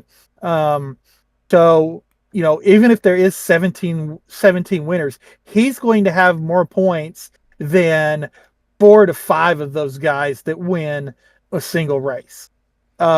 So absolutely not. What this tells me with the outlook, and when you hear Rudy Fiegel talk, when you hear Jeff Gordon talk, when you hear William Byron talk about what they've done the past couple of years and what their goals are this year, when you hear them talk, they're going to take this and be like, okay, now we can start working on our Darlington car for September. We can start working on our Las Vegas car for September, October. We can start working on our Martinsville car because they've struggled at Martinsville in the fall the past 2 years, barely squeaking the Final Four. We can start working on that Martinsville car so that when we show up at Martinsville at the end of October, we're not worried about because we know we got a car that could go out there and run in the top 3. Mm-hmm. And if we have to, we can win the race. We can win Martinsville to win our way to Phoenix. But then we could also start working. They start. I promise you, this week they start building their playoff cars. No, I mean, I completely agree. This gives them that opportunity to say, okay, look, we're locked in. We've put ourselves where we need to be. Let's let the rest of the season take care of itself. Let's start building those playoff cars so that we don't struggle where we've struggled before. And I think if you look at what Penske's done the past 3 years, I think that's exactly what they've done. They've gotten themselves, it took them a while to get locked in. Okay, we're locked in now. So now that we're locked into the playoffs, let's start working on those playoff cars. Let's use the other cars that we've got for the rest of the year, but we can start concentrating on building. And they may not build the car itself, but they know exactly what they're going to do to the car when they get there. Right. All right. This is the car we're going to use. This is how we're going to build it. These are the shocks we're going to use. They can start that planning process right now. And to me, that just makes them, when you listen to their interviews, that makes them dangerous. Absolutely. No, I completely agree. So I think once you get past, the Coca-Cola 600, you may not hear a peep out of the 24 car. Now, they'll run top 10, top 15, but they're not going to be up there leading laps. They're not going to be up there fighting for wins. But then you get to Darlington in the fall when the playoffs begin, and you better watch out. You have now, and when I say you, I'm talking about the other 36 teams, other 35 teams. They have now put a bullet in the wrong gun, because now that gun is going to be ready to fire when they kick off the playoffs in Darlington in the fall. I completely agree. I just, want to get your thoughts on that because, I mean, as we talked about, we were expecting a quiet start. But then again, you can't really put in the big, super speedways like Daytona and Talladega because they're almost a toss-up nowadays. But again, he was running 7th coming off of turn 2 and was probably have been just fine finishing in 7th place at the Daytona 500, knowing what they've got planned out for the year. Right. This win just makes them more dangerous at the end of the year. I would agree. So as you said, congrats to William Byron, the number 24 team, especially. It's got to be big for them going back to back for sure. So we'll kind of continue on and start wrapping up here. Fantasy's back up. Oh man, I was in trouble until we came out of turn 2 on the last lap. Yeah. I was in 3rd place coming, and I was not just in 3rd place. I was way behind in 3rd place because I was sentimental, and I put Justin Allgaier in my lineup, and I put Martin Truex in my lineup. Fortunately, I was able to switch Martin out and put him in the garage. But yeah, I was in some deep trouble coming out of turn 2 on the final lap.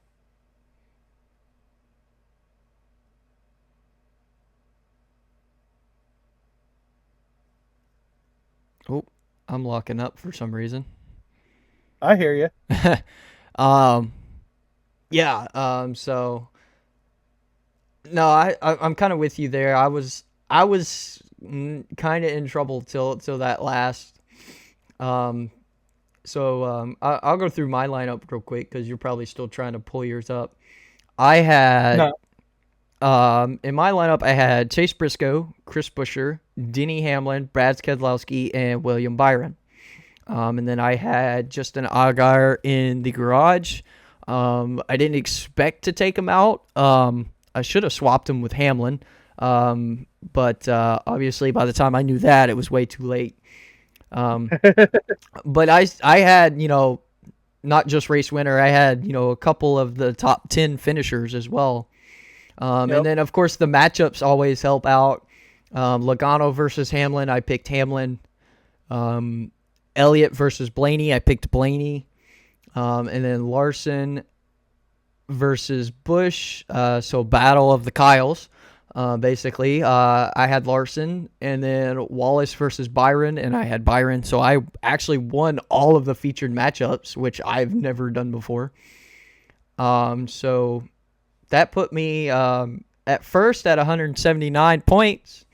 You had 165. You're in second. What was your lineup?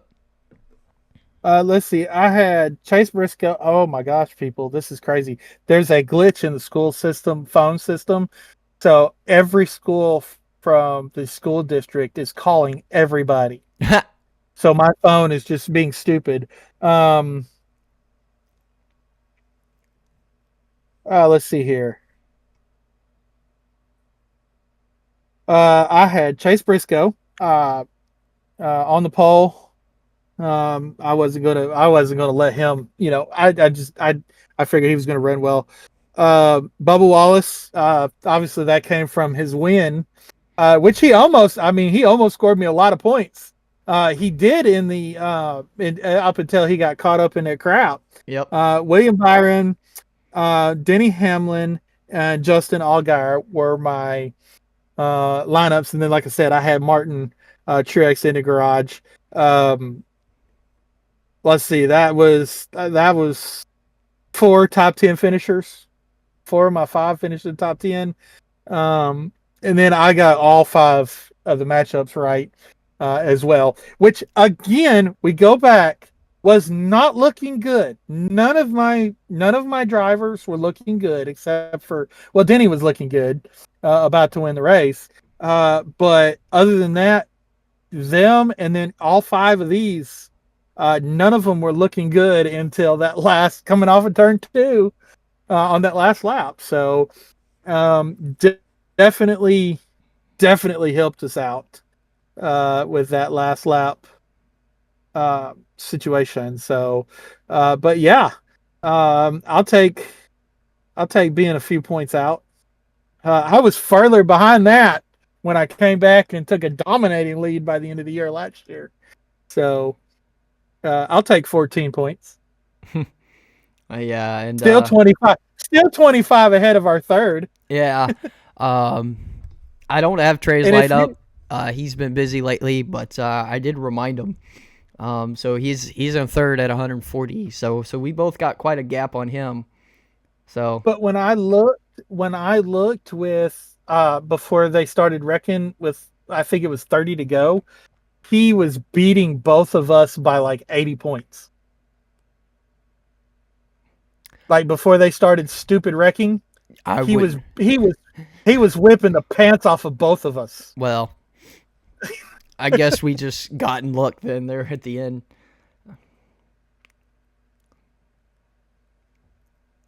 So yeah, that's that. Wrong one. I wonder. Yeah, I'm trying to see what I am in like all of like standings. Yeah, I'm not even. But mine's not even loading, so I'll just leave it. That means I don't want to know. Probably not good. Right. Right. But yeah, we're back. Racing is back on. Yep. Atlanta's up next. Now, I know I've been talking about this for a while. I will get it done Wednesday. Will be the Daytona 500 diecast review. After we finished our last podcast, my life got absolutely crazy. A lot of stuff in my career started to change a lot faster than we were expecting. A lot of crazy things started happening. We had to do some traveling, not necessarily for my career, but for some volunteer stuff that I do. So when I'd planned on doing it, it just got really, really hectic at the wrong time. I will get that done that week. And then the Martinsville win has arrived. Yay, which finally. Which is odd because the Coda win still isn't here. And the Coda win, he won at Coda before he won at Martinsville. So, but they were ordered. This was ordered from the William Byron store. The Coda win was ordered from Hendrick Motorsports store. So they may just not have gotten William in to sign those yet. But well, I mean, that's what took Martinsville so long to get in. I don't think he signed them until I think it was like 2 weeks ago. He signed all the Martinsville wins. Yeah, because Kevin Harvick interviewed him last week on the Happy Hour podcast on Thursday, and he He says, most years I race all off season, so I'm here. He said this year I actually went on vacation. He He said I did. didn't come back. I didn't come back to the beginning of January. So he well deserved. I mean, he didn't race the snowball derby. He usually races that. He took a break. I mean, and that's okay. So let him get back into the routine of things. He'll be at the shop sometime. If he hasn't been to HMS yet, he'll be there sometime in the next couple weeks. So Yeah. he'll be able to get in the shop, in the gift shop, and sign those cars. So be looking forward to that. I know you've been streaming some game stuff lately, so if y'all are into that, watch that. Man, we need to figure out a time we can get on and we can stream together. We haven't done that in a while. Yeah, that would be a really good idea. But my schedule's about to go here in 2-3 weeks is probably about to change drastically. Yeah, I mean, in a good way. Yeah, definitely. And then mine's been so busy lately too, with so many personal things going on. Trying to get things set up for things hopefully happening this summer. I've got a lot of big personal. Well, come on, go ahead and say what it is. All right. For the listeners that don't know. So I am engaged to a absolutely wonderful girl, and we're planning on getting married this summer.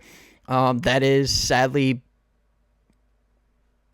up for debate though due to my work. As I've mentioned before, I am in the military, so I move around, and who knows when I move around. Anticipating moving this summer, and so we're hoping for having the wedding then. So yeah, there's been a lot of behind the scenes things that obviously you guys don't see with both of us. I know I've kind of been able to get a stream in now and then. Still trying to finish up Gotham Knights. I might actually do that today, so this podcast may be uploaded after that's finished. But yeah, I've been busy with for work those and of you that. that are listening that want to know the date, we can't give the date yet because we don't know for sure, like he said, when it's going to be. So if you're like, well, I didn't know, well, you didn't know for a reason. You didn't know because we don't know. Yeah, I do apologize. I did send kind of a, hey, this could change, but here's what we have planned to some of those that kind of really need to know. So I do apologize ahead of time if it does change. But once I know, those that need to know will know. Hopefully we'll know by April. But yeah, just there's a lot going on. I do have some good news though. I bought a PC. I spent money. Not much, thankfully. It's great running PC, gaming PC. Very excited to finally have this. Something I've been talking about doing for the longest time. I finally just kicked the door open and went with it. Only really thing I got to update is the CPU, the core processing unit. It works enough for now, but if I really want to use Windows 11, I have to upgrade it. So, but anyways, hopefully there's going to become some streaming there, with some PC gaming. The first thing I downloaded was iRacing. The first thing I got on that thing was iRacing. I'm super excited here. I'm going to share a picture real quick if I can get it to come up. Yes. Share all application windows. So, I think you can see it. My screen got really dark for some reason. Can you see? I cannot see anything. I see something that says view screen. Oh, well, you may have to click on it. But the guy, those watching should be able to see it. But I'll pull it up real quick. Here you go. Here's my car. My beautiful, obviously this will change. I will throw the parts, I will make a scheme with the partners of the channel. But right now, this is what I'm running with, in Cup anyway, with the next gen, a Racers for Christ. And I also, you can't see it because of the way the sun's actually kind of glaring off the car. Junior Motorsports is my secondary sponsor on there. So super excited to have that now. So I will go away. You can stop that now. But yeah, so super excited about that. Got that on. I also have the 87 Monte Carlo car, so I run the 87 cars as well. I'll tell you right now, there's a huge handling difference between the next gen cars we run now and those 87s. The 87s, you actually have to turn and let off the gas, and this is on Daytona. If I didn't let off the gas, I'd slide right up in the track, and almost kind of like this weekend was, where almost everyone was coming out of turn 4 and crashing. Yeah, that's what I was doing with the 87 Monte Carlo. Was I was coming out of turn 4 and whacking the wall. But a lot of fun. So stay tuned for some of that. That's coming up. Hopefully me and Duke Rider here can get some streaming going, game streams in every now and then, maybe, hopefully soon. But with busy schedules, that's kind of hard to do, especially with time difference as well. Yep. By the time I'm free, he's in bed because it's midnight where he is. Or when I'm free, you're still asleep. Yeah, I'm asleep. It's early morning my time. So or I just went to work. Sure. One of the two. Yeah. So for sure. Yeah, stay tuned for that. That's all I got. So we'll see you guys probably. What's after Atlanta? What is that? Don't get me to lie. Well, they changed the schedule. Let me pull it up. If this was last year's schedule, I'd know. Let's see. Cup Series. We have Daytona, Atlanta, Coda. Wow, road course. Road course is a third race. All right. Well then. Okay. The next.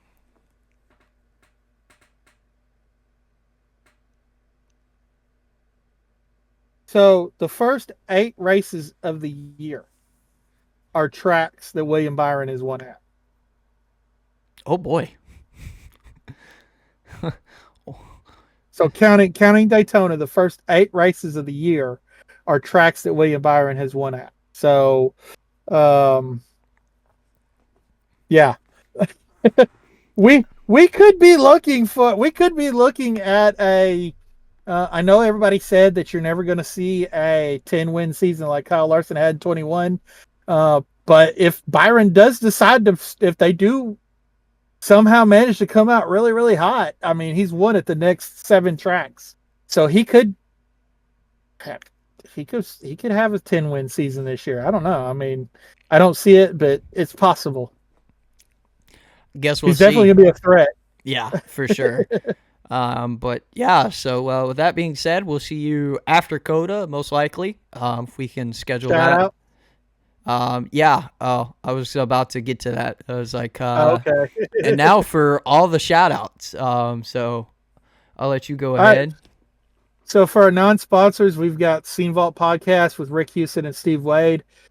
Give them a listen, man. They got some great stuff. Door Bumper Clear with Freddie Kraft, Tommy Baldwin, and guests this year for Door Bumper Clear. This week is Bubba Wallace. So go and check that one out. It's up already.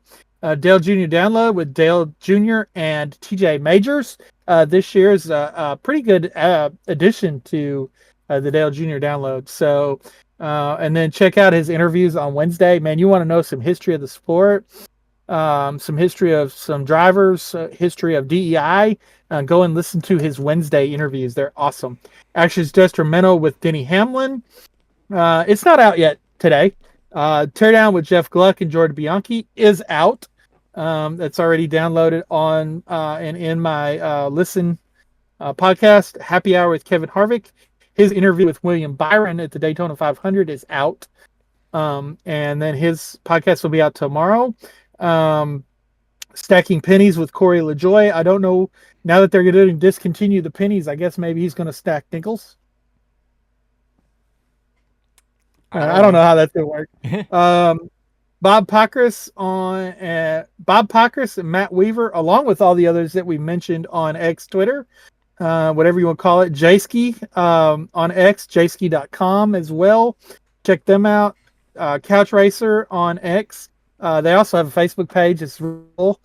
And then Briard on X and on YouTube, and he just put out his 10th installment of 500 Days Forgotten Storylines of the 2021 NASCAR season. So if you really want to watch some very good, very informative, very interesting videos, check out Brock's YouTube channel. And then, of course, our favorite, Circle B Diecasts. For all of your diecast needs, they have the William Byron Daytona 500 win up for pre-order. They've got Chase Elliott's Clash win up for pre-order. Bubba Wallace and Austin Cindric's wins from Thursday night up for pre-order. And I just came across my Twitter feed, they have Butterbean's win from the ARCA race up for pre-order. So go and check that out. I believe Jesse Love's win is up as well. Corey Himes is not, because they're probably waiting. Lionel's probably waiting on the appeal from Parker Kligerman's team to see if they're going to put a diecast up or not for that win. So check them out. If you want William Byron autographed diecast, they have a dual autographed Elite on WilliamByronStore.com for the Daytona 500 win that's autographed between him and Jeff Gordon. The only time you will hear me talk about somebody besides CircleBDiecast.com or FirstClassDiecast.com, which is where you order your Elites from, is when you have to order an exclusive from either Chase Elliott Store, William Byron Store, or HendrickMotorsports.com, which are the autographed, because they do not offer them anywhere else like they used to. So check them out for all of your diecast needs. Lots of diecasts for pre-order right now. Lots of diecasts in stock. Circle B Diecast, if you have a collection you want to sell, let them know. They will send them pictures, send them a price for take all, and they will buy your collection and sell it to those of us that miss those cars. Which would be nice, because there are some cars we missed that you may have. So, yeah.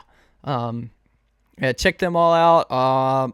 Also, check us out on Twitter. We don't really post, but we retweet a lot of the news and stuff in case you missed it. I also tweet a lot of basketball stuff, mostly Chicago Bulls, but that's just me. So yeah, check us out on Twitter as well. For our partnership shout outs, I want to obviously shout these guys out. You see me be drinking it the whole episode. Got Dubby Jitterless Energy Blend. Man, they're good. Mix it in with some water, your favorite drink. You got some energy. Check them out.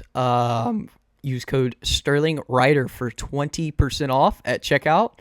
They also have an app, so check that out as well. They just, it was about a month ago, but they just did a collab. If you're a big anime fan or like Solo Leveling, a huge popular anime, they did a collab with them. They have shakers and a mix, a flavor as well.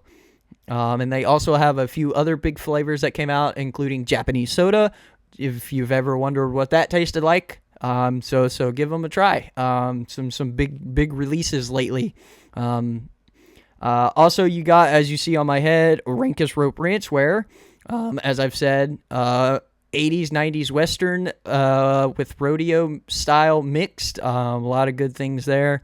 Haven't had any big new drops lately, but they still got, what they got is a lot of cool stuff.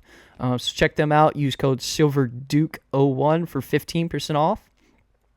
And then if you're an athlete, you want to showcase your faith, check out Undrdog Athletix, UDX. As I said, faith-based athletic apparel. Check them out, SterlingRider01 for 15% off. And then for regular faith-based apparel, follow Him Apparel, code SterlingRider for 15% off with him as well. All the links for the podcast and the partners, all the links will be in the description down below. Just check them all out. I know I rambled a lot. That was a lot. But yeah, check them out. That's all I got. So I hope you guys enjoyed. We will see you after COTA most likely. If you like, make sure you hit the like button. Subscribe if you haven't already. It's free. Why not? Hit the notification bell so you know when the podcast episode is up or when I am live streaming. Yeah, and leave a comment if you have any questions or concerns, maybe NASCAR or gaming related. Be happy to answer those. And share it with your friend. Yes, please share. The channel is growing slowly but surely. We've had a boost lately, so I'm excited for that. This is still just a hobby though, so please don't expect too much. But anyways, yeah, hope you guys enjoyed. Any final things? Yeah, the racing season is kicked off. We got a 2-time Daytona 500, back-to-back Daytona 500 winner. This season is setting up to, depending on which series you watch, to either be a demolition derby or a lot of fun racing. So, looking forward to the season, and y'all have a wonderful next couple of weeks. Enjoy the races. Hopefully nobody gets snowed in or frozen in like we're probably going to get tomorrow. But anyway, everybody stay safe out there, and God bless y'all. Yeah. Yeah. So we'll see you in a few weeks. Enjoy the racing, like you said. Check out all the sponsors, and Circle B sponsor us also.